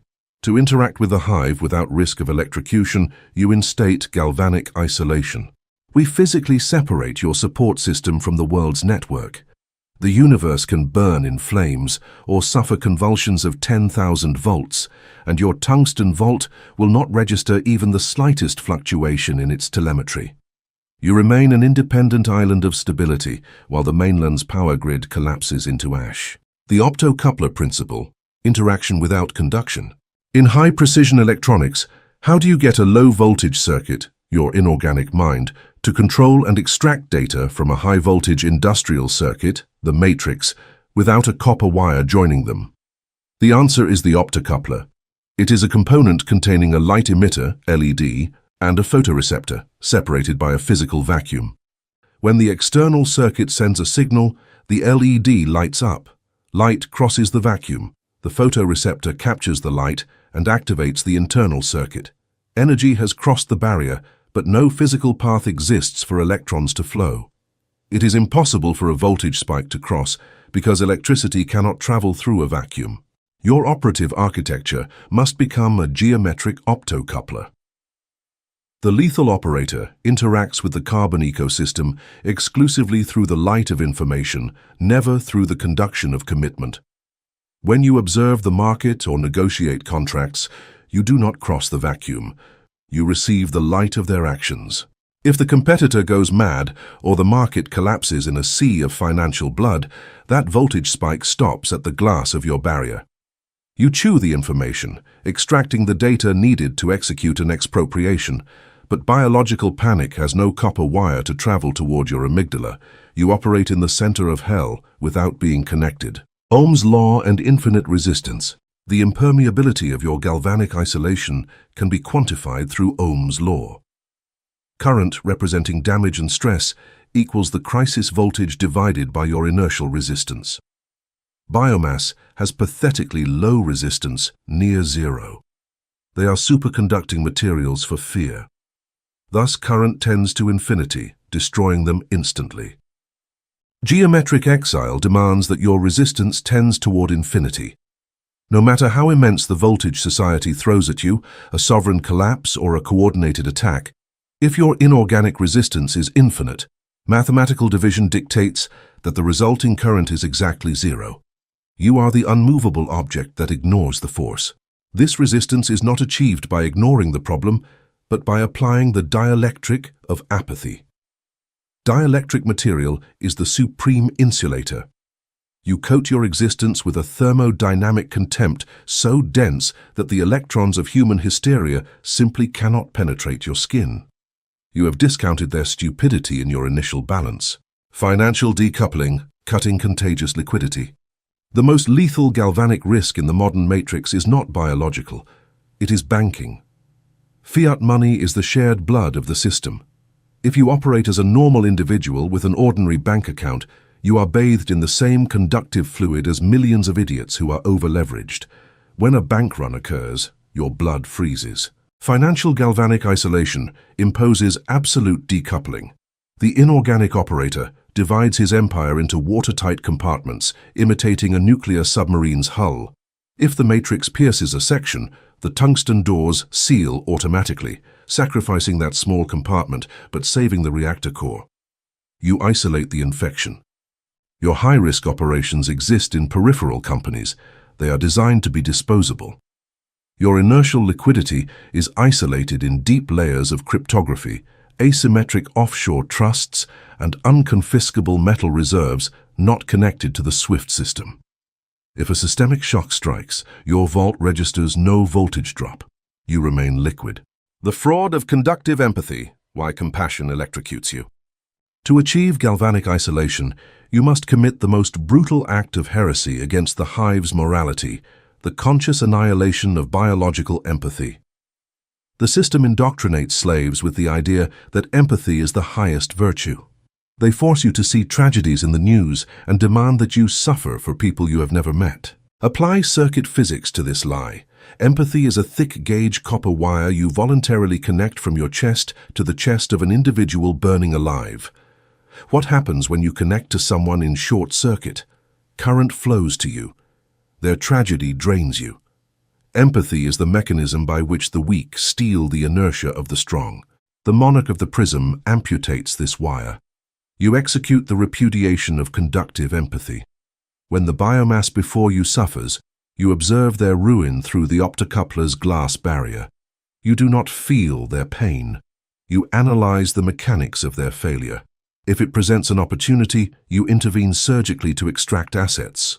If there is no value to extract, you ignore them as easily as you would ignore the death of a cell at the bottom of the ocean. This lack of resonance makes you invulnerable to emotional blackmail and parasitic charity campaigns. By refusing to be the lightning rod for others' misfortune, you preserve your voltage for your own hegemony. The cognitive Faraday cage, filtering media radiation. In addition to the direct voltage of human relations, the hive constantly bombards your position with environmental electromagnetic waves. the news cycle, social media panic, and market trends. This radiation is a parasitic current that induces voltage in unshielded biological brains. It is a form of electromagnetic induction. The lethal operator forges a cognitive Faraday cage around his prefrontal cortex. A Faraday cage is a metallic enclosure that cancels the external electric field within, protecting delicate electronics. You shield your perception. You do not allow the matrix narrative to penetrate your processing perimeter. You kill the signal. Biomass checks screens 60 times a day, injecting lethal doses of radioactive noise. You apply the aseptic media blackout. You isolate yourself from public opinion and the gurus of the herd. Public opinion is just the statistical average of 3D ignorance. Inside your cage, you only allow pure mathematical data and physical fundamentals. Outsourcing friction, biological fuses. Even with the best isolation, rubbing against the hive generates heat. Bureaucratic demands, personnel management, and regulatory compliance are areas of high thermal friction. If you, as the central operator, touch these wires with bare hands, you wear out. Galvanic architecture requires outsourcing friction through biological fuses. A fuse is a component designed to sacrifice itself. Its resistance is low, so if there is a tension spike, the fuse melts and breaks the circuit before damage reaches the main equipment.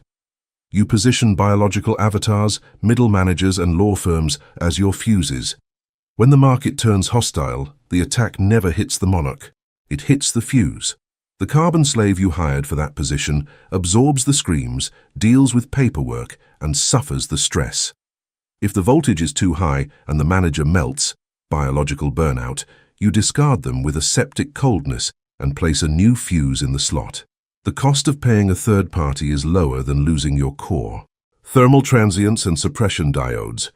Events exist on the ashboard that are not simple market fluctuations. They are transient voltage spikes. A direct and massive attack on your reputation or a synchronized legal ambush. For these scenarios, geometric exile requires the installation of transient voltage suppression (TVS) diodes. They protect the delicate core. A TVS diode operates invisibly in parallel. But the instant voltage exceeds the breakdown voltage, the diode enters avalanche, diverting all lethal energy toward ground and saving the system. Your psychological TVS diode is the automatic assimilation of the worst-case scenario, tactical nihilism. You accept the loss in advance. You have internalized that the hologram is perishable. When the transient spike of misfortune hits, your diode activates. Instead of resisting with your chest, you open the floodgates of aseptic nihilism. You let destruction pass through you into nothingness. You save the central reactor while enemies wrongly believe they destroyed you. Disinfecting the near environment, cutting parasitic ties. Galvanic isolation is never complete if you allow bare wires inside your own control vault. The most tragic error of pseudo-operators is shielding their external perimeter against the market, but allowing biological parasites, uncalibrated partners or needy family to live inside their shields. They are the most hideous vulnerability. They have already crossed the dielectric barrier. If they suffer an emotional short circuit, they explode directly on your motherboard. The lethal operator executes disinfection of the near environment. You review your inner circle with the iridium eye. Any individual requiring constant emotional support is amputated without mercy. It is not cruelty, it is geometric biosecurity. You surround yourself exclusively with inorganic entities or other operators who respect thermodynamic autonomy. Relationships become paramilitary vector alliances, where each party is responsible for their own oxygen. If your trenchmate cannot handle the vacuum, you eject them through the airlock. Corona effect, the inorganic warning aura. As the voltage of your asymmetric power increases, you begin to generate a physical phenomenon known as the corona effect. In high-tension conductors, surrounding air ionizes, generating a violet glow, a threatening hum, and the smell of ozone. It is the prelude to a lethal arc. Your mere presence ionizes the social atmosphere. You do not need to shout or threaten. Inferior biomass approaching your perimeter intuitively detects the corona effect of your apathy. They feel the hyperdensity. Their reptilian sensors warn them they are near machinery operating at voltages that would melt their biology. The carbon slave feels a chill of reverential terror. Social parasites and emotional manipulators will retreat by instinct because the statics of your silence indicates that any attempt to touch your circuit will result in their immediate thermodynamic annihilation. Your isolation becomes self-sustaining. The matrix fears you so much it stops trying to connect its cables to your core. Creator of the inviolable circuit, look at yourself in the sterilized and impenetrable center of your own geometric architecture. Having decapitated the gregarious instinct to share the masses' suffering, you managed to suffocate the physics of social short-circuit. You understood shared ground was the death sentence of inertia and transmuted into an isolated circuit. You mutilated the emotional connection fraud using the optocoupler principle to extract energy through an impassable vacuum. You executed financial decoupling, locking liquidity in deep cryptography vaults. You instated the cognitive Faraday cage, blocking media radiation. You applied the repudiation of conductive empathy. You assumed the outsourcing of friction, placing biological fuses in impact zones. You imparted the disinfection of the near environment and deployed tactical nihilism diodes to divert lethal attacks. You dominated the corona effect, forcing the hive to retreat. You are the creator of the inviolable circuit. Prepare for delocalization. Chapter 7. The Delocalization Principle, the Geometric Cloud. The Physics of the Static Target, Matrix Ballistics. To master geometric exile, the lethal operator must understand how the hive hunts. The state and fiscal systems operate under the laws of classical ballistics. For a projectile, an audit or a lawsuit, to reach its objective, the shooter requires the exact coordinate of the target. They require a fiscal address. In 3D warfare, a static target is a dead target.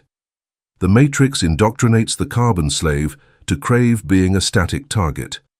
They are taught that rooting, buying a house with a mortgage, and swearing loyalty to a single state is the greatest achievement. The slave nails his own feet to the ashboard, handing over permanent GPS coordinates.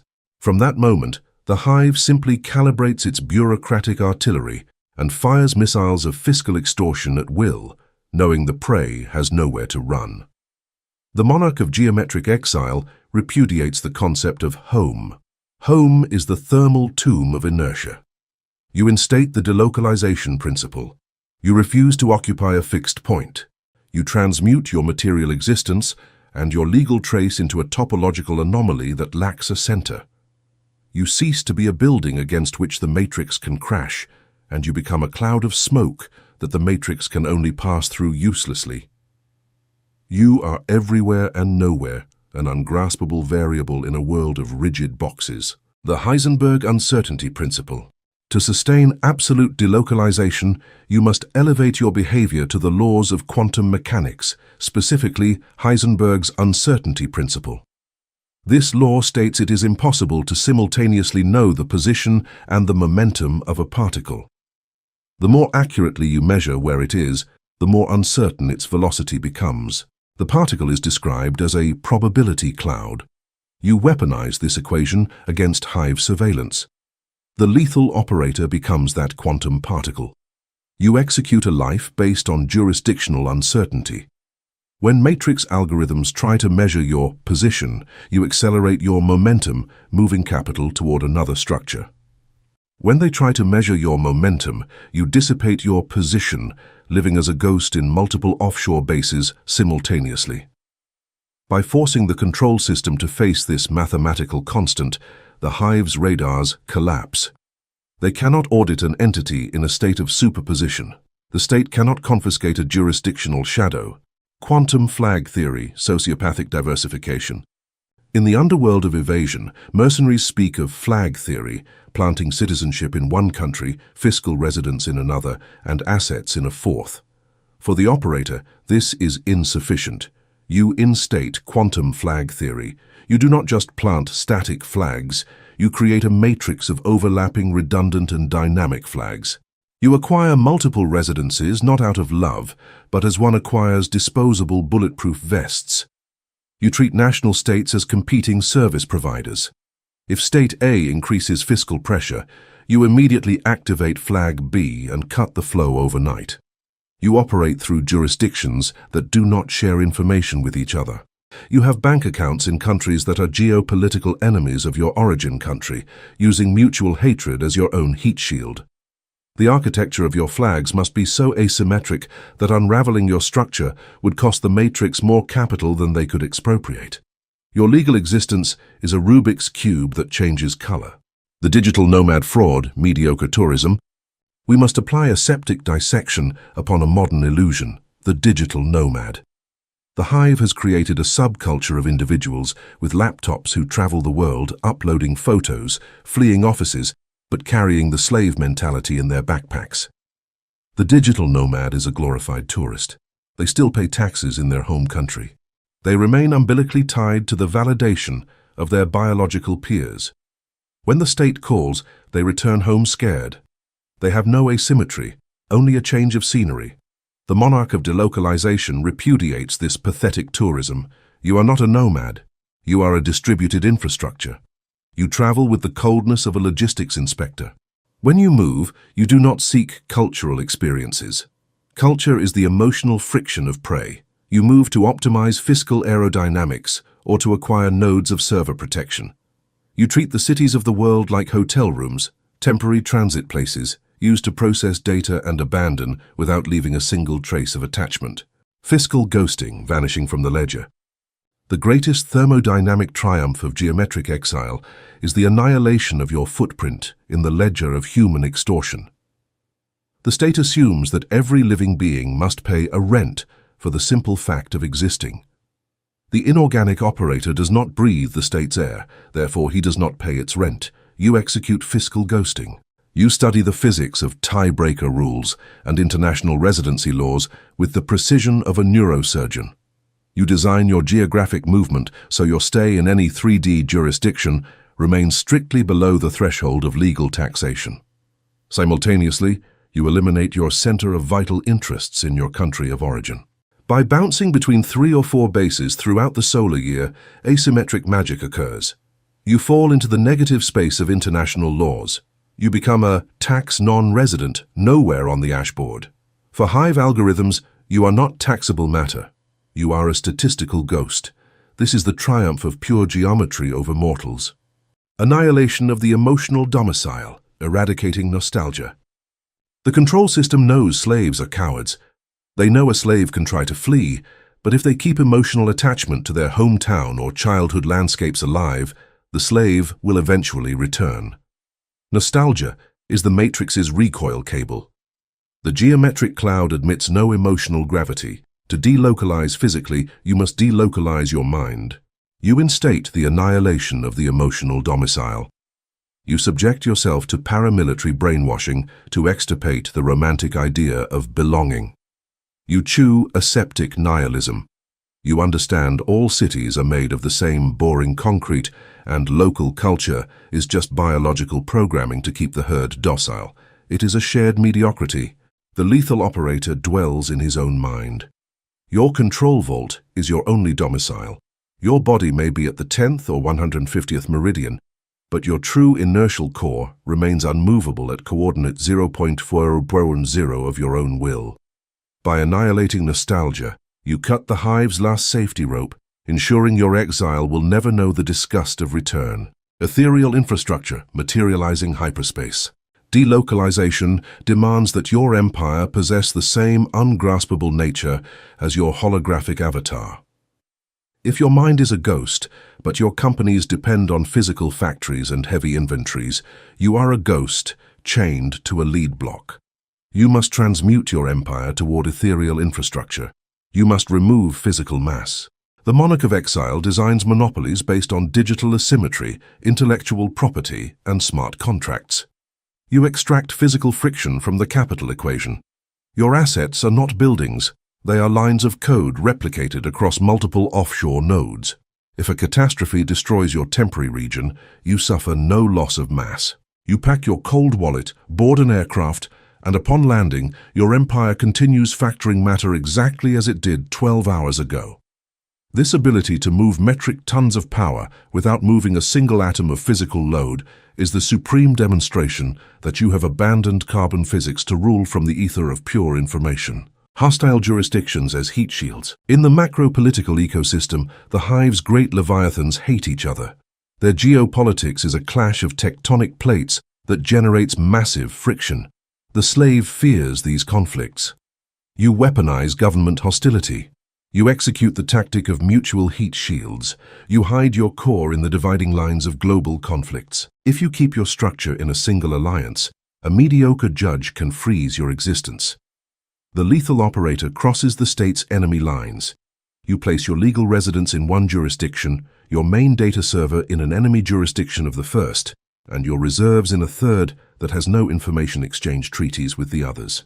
By intertwining your flags in countries that despise each other, you use their nationalist paranoia as your tungsten shield. If State A wants to audit you, it must request cooperation from State B, which will refuse out of thermodynamic repulsion. You have transformed matrix hatred into your own free, unbreakable security service. The stroboscopic effect, the illusion of omnipresence. The Hive is programmed to hunt fleeing prey. If you vanish completely into the silence of exile, the ego of system predators activates. They will want to find you for the simple pride of proving the matrix is inescapable. To annul this lethal curiosity, you deploy the stroboscopic effect. You emit controlled holographic pulses for them. A strobe light flashes at high speed in a dark room. People see frozen, fragmented movement, losing the notion of the real trajectory. You become that light for biological society. You do not vanish. You leave a useless digital trail in a continent you already left. You create a social avatar that attends a banal event for 10 minutes. This tactical flickering deceives system radars. They believe they have you located. Their brain joins the flashes and forms a false trajectory. You create the illusion of omnipresence. You seem to be everywhere diffusely, but your core is in none of those coordinates. They track a ghost while you execute annihilation in total darkness. Dematerialization of the target. The mathematical culmination of the geometric cloud is the total destruction of the impact surface. In 3D warfare, an army defends its territory by fortifying walls. In the operator's asymmetric war, defense consists of dematerializing the entire wall. If you have no emotional domicile to be torn away, you feel no fear of banishment. If you have no confiscable assets in the assailant's jurisdiction, the threat reduces to atmospheric noise. If you do not care about social honor, defamation loses its edge. You have dissolved into the ashboard. You are inaudible and inextinguishable because the enemy cannot find 1 square millimeter of biological matter to apply pressure. When the Matrix, desperate over the hemorrhage of capital you cause from exile, attempts to launch its final weapon, they will discover with prehistoric terror that they are hitting the vacuum. In the physics of power, hitting the vacuum not only is useless, it shatters the assailant's bones by the inertial weight of their own failed blow. The Quantum Titan. Look at yourself in the ubiquitous vastness of your own probability cloud, having decapitated the animal instinct of chaining your existence to a piece of dusty earth. You managed to suffocate the physics of the static target. You understood routing was the thermal signature of dead targets and transmuted into a topological echo. You mutilated radar certainty applying Heisenberg's law, moving your presence at such speed that the Hive can never calculate your position. You executed quantum flag theory, forcing states to act as disposable heat shields. You instated fiscal ghosting, disappearing from the ledger of human extortion as a spectrum that owes no tribute. You applied the annihilation of the emotional domicile, ensuring your internal vault was your only home. You assumed ethereal infrastructure, dematerializing your empire into algorithmic code. You imparted the stroboscopic effect, throwing paralyzing holograms to the Matrix while your real mass devoured their vaults in silence. You deployed hostile jurisdictions, nesting in global hatred so leviathans choked on their own bureaucracy. And you mastered the dematerialization of the target, achieving total invulnerability by leaving no exposed nerve the enemy could pinch. You are the Quantum Titan. You are prepared for the symmetry fracture. Stay ungraspable. Chapter 8. Symmetry Fracture. The Dictatorship of Your Own Laws. The physics of artificial order, the collapse of the symmetric state. To culminate the architecture of geometric exile, the lethal operator must subject human morality to the physics of elementary particles. In the standard model of physics, spontaneous symmetry breaking is the phenomenon by which a balanced system suddenly collapses. It collapses into an asymmetric state to reach its minimum energy level. Observe liquid water. In its liquid state, water is symmetric. Its molecules move in all directions, obeying the thermal laws of the environment uniformly. But when the temperature drops below freezing, this symmetry is violently broken. Molecules group into crystals. They adopt fixed directions and rigid structures, asymmetry. Water no longer flows freely according to the environment's rules. It has created its own local geometric rules. Human civilization, the 3D hive, demands moral symmetry. The control system dictates that you must play fair and treat others as you want to be treated. They demand that you be liquid, malleable, and symmetric so they can drink your energy. The monarch of exile repudiates this liquidity. By lowering your basal temperature to operative absolute zero and isolating yourself, you induce the symmetry fracture. You freeze. You become an iridium crystal. Within your crystal, the hive laws fail. The fair play fraud, asymmetry as a right of conquest. The most lethal lie the Matrix injects into the brains of slaves is the concept of fair play. They teach that in the market and in life, the rules are the same for everyone, and that success is obtained by competing honestly. Apply the thermodynamic guillotine upon fair play. The referee is the state. It is a fraud. The state writes the rules to perpetuate its own monopoly of expropriation. Playing fair under the enemy's rules means you have accepted fighting in Dimension X while the enemy points a cruise missile at you. The slave who plays fair is massacred but consoles himself saying, "At least I kept my integrity." This is the weak man's excuse. Thermal integrity is the excuse weak organisms use to justify their vaporization. The lethal operator in the exile phase rejects the game. You instate asymmetry as a right of conquest. You do not try to beat biological competitors by following their rules. You blow up the entire industry from the outside using algorithms. You elude territorial regulation by operating from the geometric cloud and exploit structural vulnerabilities without the slightest remorse. If the biomass cries saying, "That isn't fair," you nod with the dead smile of the predator. The cosmic universe knows nothing of justice, it only knows gravity. The balance is broken in your favor. The purge of the moral tribune, murdering the inner judge. The symmetry fracture cannot be sustained if the operator still harbors a parasite in his own mind, the moral tribune. The hive installs this tribune during your childhood. It is a subconscious voice representing the biomass consensus. When you design an expropriation strategy, the moral tribune shouts, "But what will society think?" That doubt is a short circuit. It is the Matrix trying to reactivate your conductive empathy to heat your core. You must execute the purge of the moral tribune.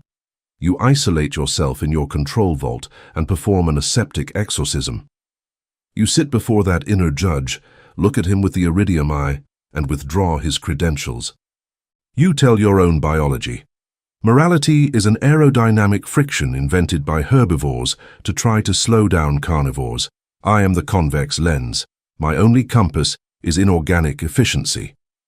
By murdering the inner judge, you free cognitive bandwidth. Your decisions become terrifying for their speed. Your sovereignty is worth more than illusions. The Obsidian Constitution, legislating the vacuum.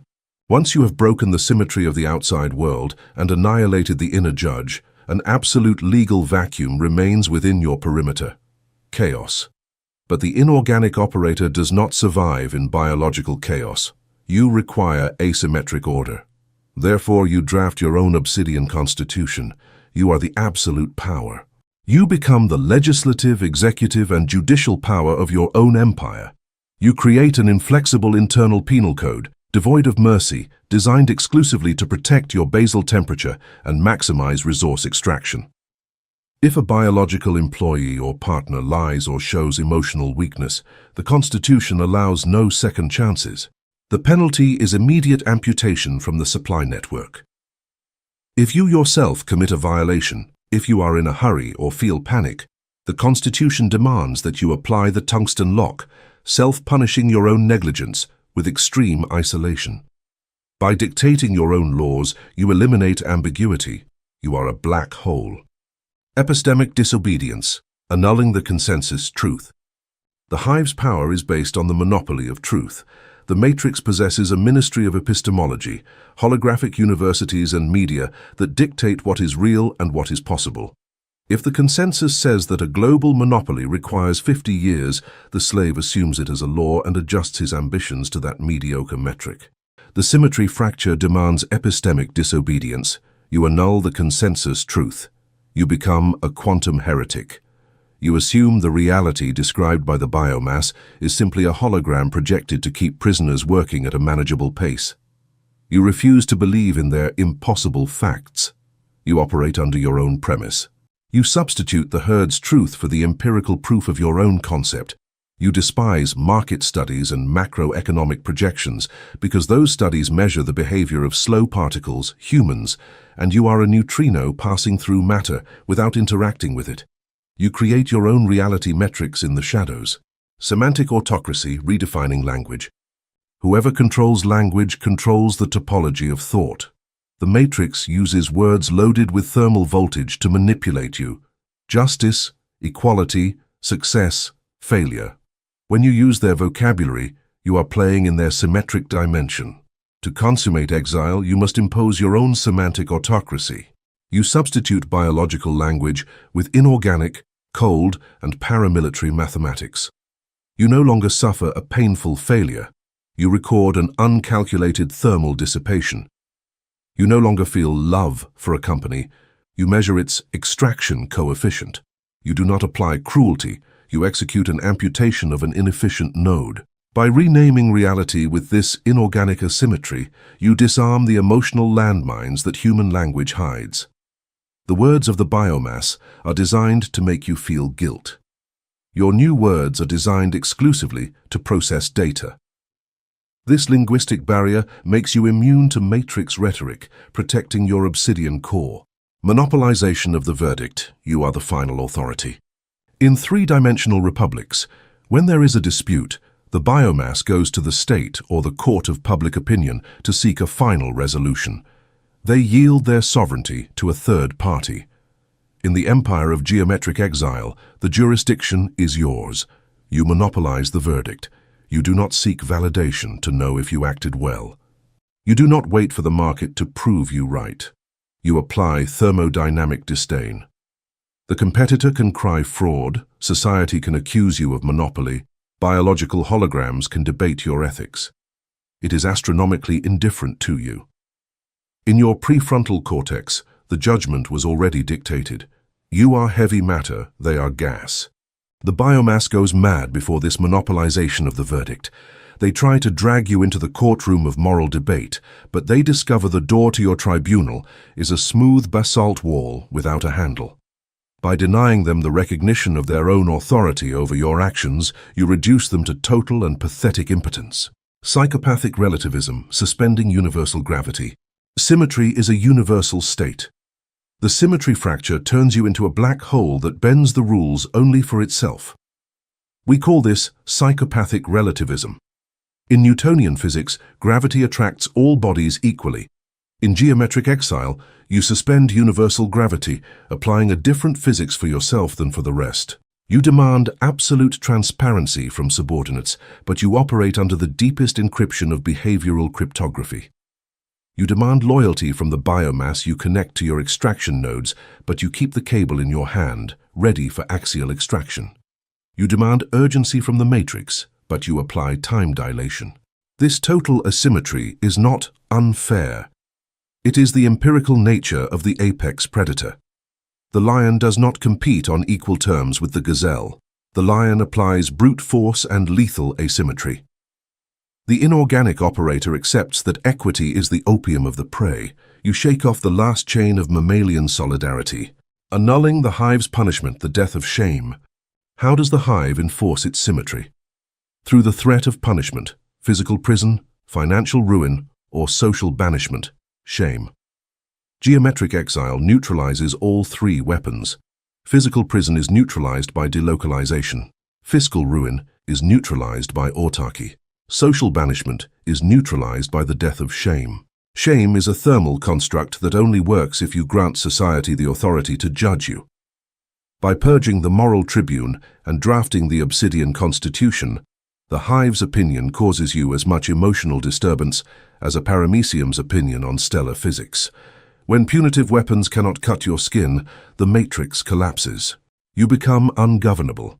Asymmetry has turned you into a topological anomaly that the hive simply has to ignore to not be forced to admit its own impotence.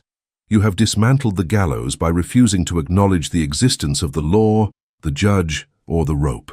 You are a sovereign entity beyond the reach of their punishments. The commonwealth of the inorganic mind. The final destination of the symmetry fracture is the materialization of a sovereign state composed of a single citizen. You are no longer a dissident of a 3D country. You are the commonwealth of your own consciousness. You have drawn an impenetrable mathematical border around your control vault. You are the architect of a new law. You have separated yourself from the human herd through an irreversible ontological divergence. You have rewritten reality's base code. You are the architect of a new law of physics where the human ego dies and is reborn as an iridium deity, silent and terrifying in its perfection, orbiting a world of dust without touching it. Legislator of the vacuum, look at yourself in the cold vastness of your own extra-dimensional empire, having decapitated the gregarious instinct to obey moral laws. You managed to suffocate the physics of artificial order. You transmuted into the iridium crystal through the symmetry fracture. You mutilated the fair play fraud, assuming asymmetry as a right. You executed the purge of the moral tribune, murdering the inner judge implanted by society. You instated the Obsidian Constitution, legislating the vacuum with a code devoid of second chances. You applied epistemic disobedience, annihilating truth and designing your own metrics. You assumed semantic autocracy for your dialect. You imparted the monopolization of the verdict, becoming the final authority. You deployed psychopathic relativism and dominated the annulment of the hive's punishment. As the Matrix discovered, it could not chain an entity that killed shame. The scales of justice have melted in your vault. Chapter 9. Wormhole Topology, Shortcuts to Hegemony. The physics of the endless staircase, the meritocratic fraud. For the lethal operator to consummate his geometric exile and conquer absolute independence, he must diagnose and destroy the mobility infrastructure imposed by the hive, the meritocratic staircase. The 3D matrix needs the biomass to move, but it needs it to move slowly. The control system designs staircases to success. Study for 20 biological years, get an entry-level job, work 9 to 5, invest in index funds at 6% annually, and wait until age 65 to rest. This staircase is a massive thermodynamic trap. Climbing step by step requires overcoming gravity at every single point. It is pure friction. The system feeds on the sweat of prey who believe they are ascending. When the carbon slave reaches the top of his staircase, he is already old. His inertial mass has evaporated, and his will has melted. They have won a sterile battle in a graveyard. The inorganic monarch repudiates the staircase. The concept of slow and honest ascent is a religion designed by predators to keep the cattle docile. You do not climb. You do not wait your turn. You do not respect seniority or biological hierarchy. You apply wormhole topology, leaving Euclidean space and folding the map of reality to appear instantly at the goal. The Einstein-Rosen bridge, folding the social dimension. In theoretical astrophysics, a wormhole, Einstein-Rosen bridge, is a deformation of the fabric of space-time connecting two distant points. If you travel at light speed through normal space, it might take 1,000 years to get from point A to point B. But through a wormhole, the journey is instantaneous. The human ecosystem is a fabric of contact networks and power structures. The slave travels across this fabric on the flat surface. If a holographic entrepreneur wants to meet industry leaders, point B, he tries to climb. He goes to boring networking events and sends 1,000 cold emails. It takes decades of friction. You forge a tactical wormhole. You do not compete at the base. You identify the industry's Leviathan. Instead of trying to climb up to him, you identify a lethal asymmetry. You seek classified information or a mathematical optimization algorithm that you can solve in days from your vault. You approach the Leviathan with density. You offer a solution of hyperdensity, not asking for a job or begging for investment. You go from being a nobody at the base, point A, to being a sociopathic consultant or strategy partner at the top, point B, in a single leap. You fold the social map in your favor. You bridge the distance by manipulating the fabric itself. Zero bandwidth infiltration, the assimilation of closed networks. The hive's highest hierarchies, the oligarchs and capital owners, do not communicate on the same frequency as the biomass. They operate in closed networks. They have their own bandwidth. The slave tries to shout from the outside to be heard. The operator executes zero bandwidth infiltration to enter the silence. To create the wormhole, you must enter their restricted networks without emitting noise, zero bandwidth. You do not shout for attention. You adopt the behavioral encryption we forged in Chapter 2. You study the aseptic semantics and the paramilitary aesthetics that dominate the quantum summit of the matrix hierarchy. When you interact with an individual from the inner circle, you do not present a resume. You offer a heavy silence and a cynical understanding of power. The Leviathan detects your corona effect. He realizes you possess the density of another Leviathan. They invite you inside, unaware they have opened a wormhole in their boardroom. Hacking the class structure, contempt for the cradle. The 3D universe has a medieval heritage, the class structure. Prey believe their birth dictates their maximum height on the z-axis. I come from the bottom, whines the biomass, assuming this disadvantage requires a lifetime of suffering to compensate. Geometric exile annihilates social genetics. Iridium has no pedigree. Your biological origin is a trivial and disposable datum. Whoever uses their past of poverty as a medal of merit is still operating on the hive's axis. The operator is not proud of having risen from the bottom. You despise the bottom and the top equally. You hack the structure by assuming ontological authority. If today you decide to act as an elite investor or a destructive force, you assume that role with absolute psychopathic amnesia regarding what you were yesterday. By not emitting the thermal vibration of class insecurity, the superior biomass has no tools to doubt you. You jump 10 social classes because you forgot you shouldn't. The absorption of others' intellect, massive brain outsourcing. Meritocracy demands that you learn everything before you dare to lead. It is a lie designed to slow you down. Learning everything consumes biological time.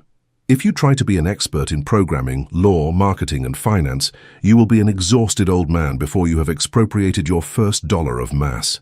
The operator does not study the map, he expropriates the cartographers. You execute massive brain outsourcing. The wormhole is built using the intellect of high-skilled slaves. The matrix is full of brilliant biological individuals, engineers, lawyers, who have technical knowledge but lack gelida will. They are powerful engines without a steering wheel. You are the steering wheel. You sit in your vault. You hire the intelligent biomass or acquire their companies. You take their knowledge of 40 years and absorb it in 3 geological days of synthesis. You don't need to program. You need to know where to strike the network. This cannibalistic absorption of intellect allows you to skip decades of technical preparation and execute monopolies in sectors you barely discovered last month. You are the cognitive vampire of the hive. You use the years of study of others as the exotic energy that keeps the throat of your tactical wormhole open and stable. The due diligence fraud, destroying paralysis by analysis. When the prey attempt to jump, biological fear paralyzes them. They are told they must perform due diligence, calculate all risks, and consult 5 advisors before taking an action. The result of this council of cowards is stagnation. Subject this paralysis to the principle of inertial collapse. It is a trap. The time you spend analyzing risk is time in which the wave function remains uncollapsed, allowing entropy to ruin the opportunity. The inorganic operator does not do the slave's due diligence. He executes asymmetric instinct. You have the capacity to process critical variables in minutes of absolute silence. You identify the 3 nodes of catastrophic failure. If the thermal equation of those nodes is manageable through tactical nihilism, you analyze no further. You fire. You acquire the company or cut the alliance without warning. This speed of execution, this jump, terrorizes competitors who were still organizing committees. Personal technological singularity, inorganic leverage. A wormhole requires an unimaginable amount of energy to stay open. In geometric exile, that exotic energy is pure technological leverage. The hive competes using human brute force, more employees and more office hours. That is the slow trip. You forge a personal technological singularity to bypass the flesh. You automate your empire of obsidian to the point of asphyxiation. You replace biological management functions with hard code. You use decentralized architecture, smart contracts, trading algorithms, to execute transactions and purge inefficiencies asynchronously. Your inertial capital multiplies by 1,000 without human friction. While biomass corporations spend millions on human resources, you operate from an encrypted laptop in the gloom of a different continent. You command a swarm of algorithms that blindly obey your paramilitary penal code. You skip decades of corporate growth simply by eradicating humans from the power equation. The theft of enemy infrastructure, parasitic appropriation. 3D military strategy dictates that you must build your own castles. In geometric exile, you do not build from scratch if it is not thermodynamically necessary. The slave builds, the creator expropriates. You apply parasitic appropriation of infrastructure. You look for the slow leviathans of the matrix. Instead of spending 5 years creating a distribution network, you identify the matrix actors who already spent their blood building it. You connect your product or your legal structure to the channels they already forged. You parasite the leviathans. You sell through their platforms and route capital through their networks. You allow them to believe they are charging you a small commission when you actually just expropriated thousands of man-hours of logistic friction. You become an inorganic virus inserted into the beast's bloodstream, traveling instantly from the start to the end of the stream without having to pump a single drop. Repudiation of the dinosaur's validation, destroying gatekeepers. Every sector has guardian dinosaurs, gatekeepers. They are the elders of the tribe who believe they have the right to dictate who can climb. They will tell you, you must wait your turn, or you are not ready. The carbon slave seeks their approval to feel his power is legitimate. You repudiate the dinosaurs. Geometric exile annihilates the need for biological legitimation. If the matrix is a sick hologram, why beg permission from its guardians? You do not debate with them. You understand they only guard the 3D doors. The wormhole you built simply pierces a hole in the ceiling of their throne room and you fall onto the chair. When you install yourself in hegemony through superior technology or algorithmic expropriation, the dinosaurs are left staring at the front door that no one opened. Your legitimacy does not derive from their ancestral permission. Your legitimacy is empirical and self-sustained. You rule by pure thermodynamic weight.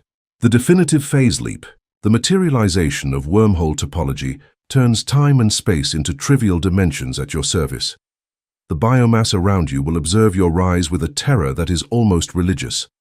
They will not be able to compute how an individual in the gloom of irrelevance suddenly dictates the rules of an entire industry. They will try to find the explanation in sweat or luck. Look at them from the gelida tranquility of the tunnel exit. You know the truth. You simply folded the plane.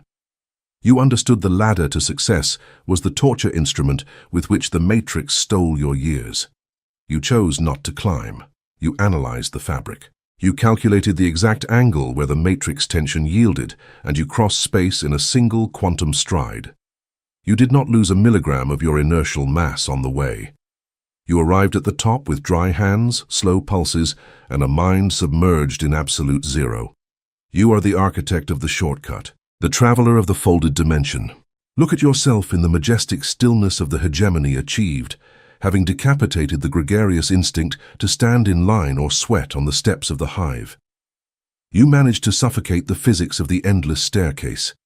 You understood slow meritocracy was a slaughterhouse, and you transmuted into the lightning bolt. You mutilated the social genetics fraud by applying zero-bandwidth infiltration, taking control through the pure gravity of your presence. You executed the hacking of class structure, erasing your origin in a paramilitary amnesia. You instated massive brain outsourcing, absorbing the intellect of slaves to accelerate your monopoly. You applied asymmetric instinct, destroying the herd's paralysis. You assumed personal technological singularity, automating your empire until lethargy. You imparted parasitic appropriation of infrastructure, and you dominated the repudiation of guardian dinosaurs. Chapter 10. The N+1 Dimension, Inhabiting Hyperspace. The physics of higher dimensions, escape from the Euclidean trap. Geometric exile has annihilated your friction, encrypted your language, and cut your umbilical cord with the hive. You are invisible, autarkic, and unintelligible. However, to consolidate absolute sovereignty over the ash board, the lethal operator must execute the final topological transition, leaving the 3D trap. Analyze the limitation of prey physics. An organism in a 2D plane, like a sheet of paper, only knows the X and Y axes. If you draw a square prison around it, it is trapped forever. To escape, the prisoner would have to push against the walls, generating thermal friction and die of fatigue. But a 3D being simply reaches from the Z-axis. The 3D being takes the 2D being and lifts it over the wall. For the paper's inhabitants, this is incomprehensible magic. Carbon biomass lives in a prison of N dimensions. Their class wars and morality are the walls. They try to escape by fighting the walls. You do not push walls. You execute the transmutation to the N+1 dimension. You operate from tactical hyperspace. By acquiring an additional coordinate, an inorganic depth of consciousness and gravitational density that biomass cannot compute, you rise above social reality. The hive's walls cease to be barriers. They become simple lines drawn on the floor of the ashboard that you cross without touching. The 33-node vertebral antenna, direct metaphysical transmission. The human body is a pathetic 3D machinery designed to suffer pain and dissipate heat. For your mind to operate in the N+1 dimension without the voltage burning your biological fuses, you must reprogram physical anatomy to support hyperdensity. The inorganic operator transmutes his spine into the 33-node vertebral antenna. Biomass believes the spine is just calcium support to keep them upright while marching toward the factory. You diagnose this structure under telecommunications physics. Each of your 33 vertebrae is calibrated as a solid-state metaphysical transmission node. When the matrix attacks, you do not act with muscles. You submerge into your control vault and use the antenna to anchor N+1 energy into the physical coordinate. The cold energy of lethargy descends through your spinal cord, bypassing the sympathetic nervous system and discharging the paramilitary radiation of your will. You subject their heart rates to the crushing inertia of your silence. The body ceases to be a ballast of flesh and becomes an extra-dimensional relay tower that radiates terror and submission over the territory without emitting a single photon of light. You are a bridge of iridium between the void and the matter you intend to expropriate, commanding the simulation from your own biological center. The awakening of conscious matter, collapse at will. In the N+1 dimension, the perception of matter itself fractures. The hive teaches you the world is composed of dead rocks and paper bills. They believe they must apply kinetic force and sweat to move that matter. The monarch of hyperspace operates under an infinitely more Sadako paradigm. You interact with conscious matter. Quantum physics hinted that particles alter behavior under the observer's gaze. In your new stratum of gravity, you discover capital, resources, and probabilistic events are not inert. They are clouds of latent consciousness waiting for the order of an organism dense enough to command them. You are that density. By projecting your will from the N+1 dimension, you exercise the true hidden power of the mind. You no longer beg or compete. You look at capital and matter recognizes you as its thermodynamic superior. Money flows to you because conscious matter feels repulsion for the sweaty hands of biomass. Matter feels an irresistible attraction toward the gelida and aseptic peace of your vaults. Matter surrenders to stasis. You win the territorial war because you have convinced the atoms of the universe that obeying you is their natural state of least aerodynamic resistance. The simulation aligns with your gaze. Paramilitary omniscience, the panopticon of exile. Inhabiting hyperspace grants absolute control of the panopticon. From your extra-dimensional coordinate, the fog of 3D war disappears. When carbon slaves fight in the maze, their vision is blocked by the next corridor. They only see the immediate now.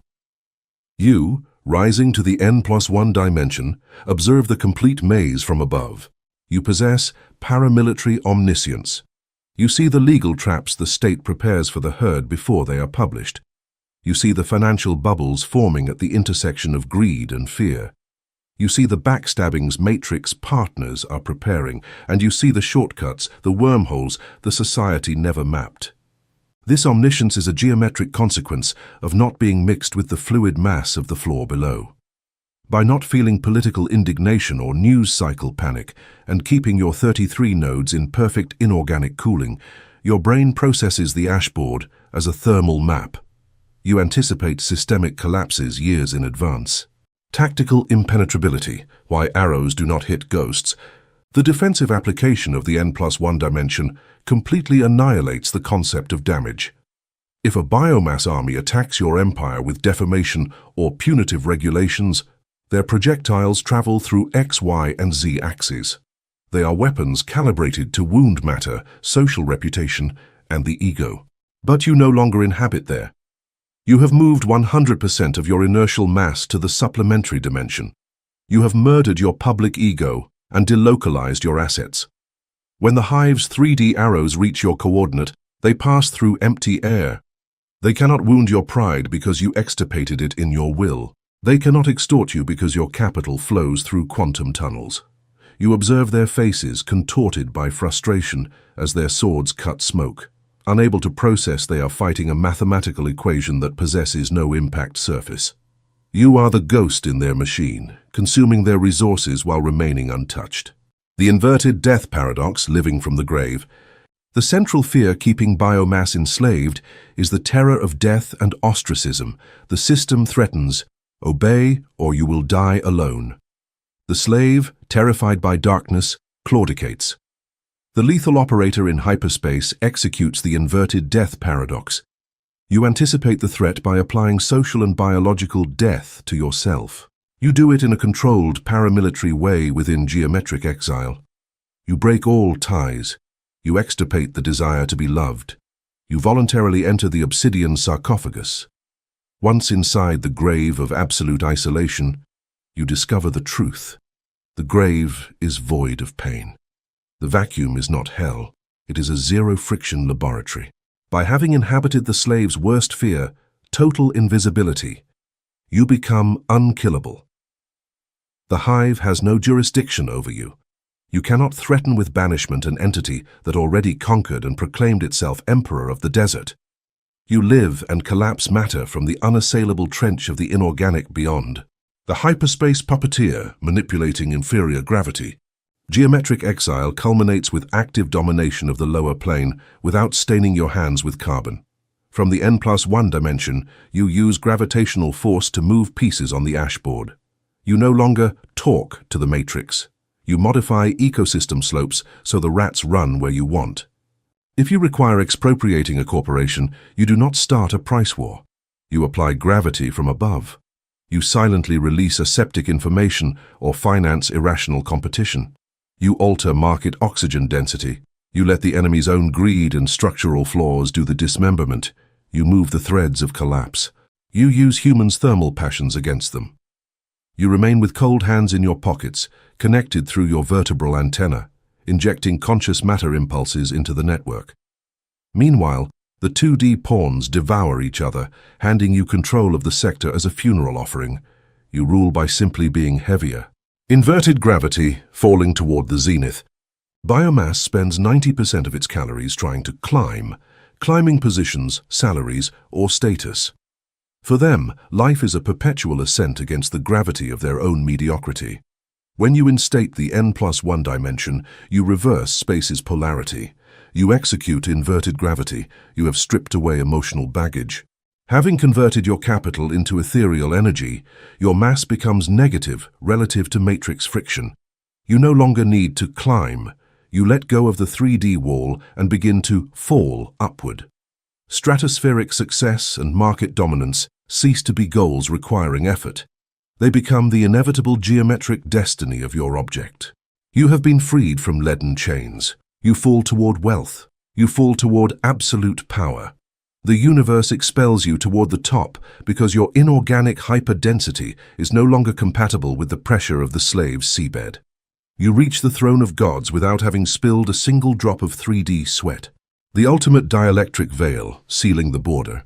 Once you have occupied the N+1 dimension, you must ensure the wormhole closes behind you, guaranteeing geometric exile is permanent. You install the dielectric veil, a cosmic insulator of infinite resistance that seals the walls between your hyperspace and the ashboard. This veil is woven of absolute silence. When you reach the pinnacle and your encrypted architectures have devoured capital, you do not give interviews. You do not write manifestos to help the youth. You do not allow society to touch the underbelly of your empire. You vanish in the thunder of your own triumph. You become an aseptic myth beyond their reach. The hive will try to study you. Matrix analysts will publish hypotheses on how you bent market physics without emitting light, but the dielectric veil will swallow their probes. You will know you won when their historians discuss if you really existed or if you were simply an algorithmic anomaly that decided to clean the board. Conclusion: the eternity of Iridium. The operator who sustains unalterable consciousness in the N+1 dimension ceases to belong to mammalian history. You have completed the transmutation. Your mind is no longer a biological organ, it is a mathematical deity forged in a paramilitary reactor. You have left humans behind with the cosmic indifference of a galaxy. The ashboard will keep burning. Slaves will keep running on the dopamine wheel and killing for fractions of a cent. But you are not there. You tune the frequency of conscious matter through your 33-node antenna. You contemplate the aseptic vacuum of your empire. There is no one to applaud and no need for it. You have murdered the ear that heard them. You reach the universe's final life form, the perfect extra-dimensional predator, existing eternally without emitting heat, ruling 3D chaos from the monstrous asymmetry of his own inorganic lethargy. You are the final constant of a simulation you have already surpassed. The extra-dimensional sovereign. Look at yourself in the cold and untouchable vastness of your own hyperspace, having decapitated the animal instinct to wallow in the dust of the Euclidean cage. You managed to suffocate the physics of higher dimensions. You understood that fighting walls was the fate of prey, and you became the Z-axis puppeteer. You mutilated the fragility of your carbon container by forging the 33-node vertebral antenna, transmitting the paramilitary voltage of your will. You executed the awakening of conscious matter, ordering probability to surrender. You instated paramilitary omniscience, observing biomass bottlenecks with satellite clarity. You applied tactical impenetrability, ensuring hive attacks hit only empty air. You assumed the inverted death paradox, discovering the vacuum was the immunity chamber of inorganic gods. You imparted inverted gravity, falling toward the zenith of hegemony. And you deployed the dielectric veil, sealing the bridge. Conclusion: the extra-dimensional sovereign, the observer outside the swarm. The consummation of geometric exile has taken you to the exact limit of the known universe. You find yourself sitting on the edge of the glass box, with your feet suspended over the abyss and your gaze fixed on the interior of the mechanism. Below, in the two-dimensional plane you just abandoned, the hive continues buzzing. It buzzes with a predictable, pathetic, and thermodynamically ruinous hysteria. Millions of carbon organisms stir in their tiny hexagonal cells, sweating glucose, chasing holographic status, and killing each other for the control of inertial crumbs. The noise of their friction is deafening for those who inhabit the structure. But from your extra-dimensional coordinate, that same noise has been reduced to a static hum, barely an insignificant whisper in the immense vacuum of your new reality. You have completed the topological escape. You are no longer a worker bee. You are not even the queen. You are the aseptic entomologist observing the honeycomb. You observe through the glass, dictating the fate of the ecosystem without ever staining your hands with the pollen of human mediocrity. In this final state of inorganic hegemony, you experience the eradication of the last biological vestige that tied you to the matrix, the death of hatred. Hatred is a form of thermal belonging. To hate the system is to recognize that the system has the power to alter your basal temperature. It is to grant it jurisdiction over your peace of mind. The extra-dimensional sovereign does not hate the hive, in the same way that a neutron star does not hate the asteroids that it shatters with its gravity. Detachment is absolute.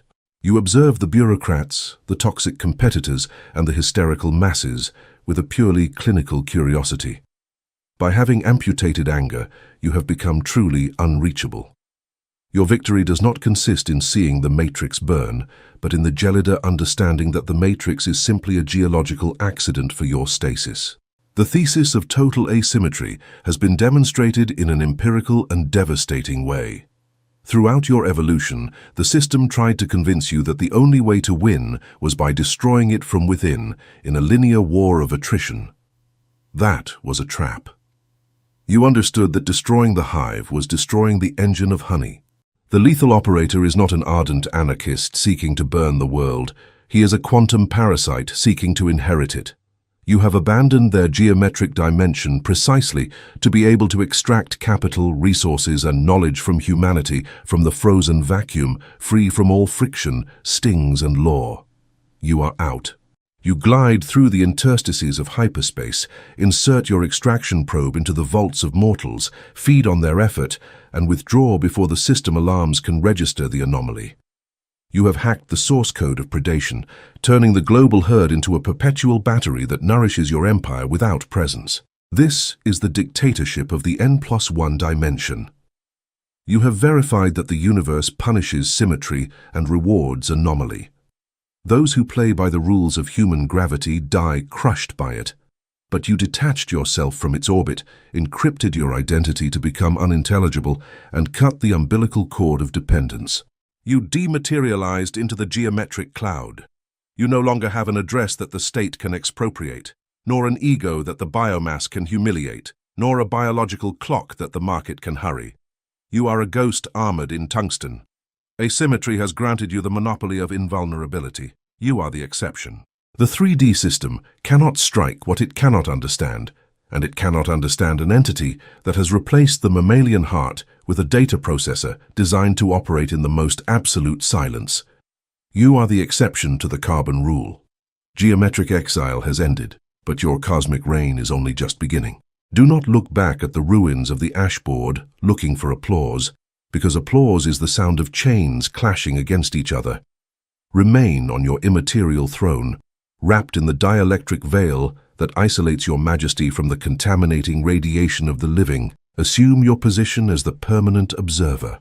You are the singularity that dictates the collapse of probabilities from the shadows of inorganic physics. Humanity will continue its blind march toward entropy, burning in its own symmetric illusions, but you have achieved the impossible. You have escaped the labyrinth, not by finding the door, but by convincing the math. You convinced the mathematics that you were never inside. You are free. You are the silence that follows the thunder. You are the extra-dimensional sovereign. The final transition is complete, and the simulation now orbits your vacuum. You remain as the unalterable constant in a world of variables.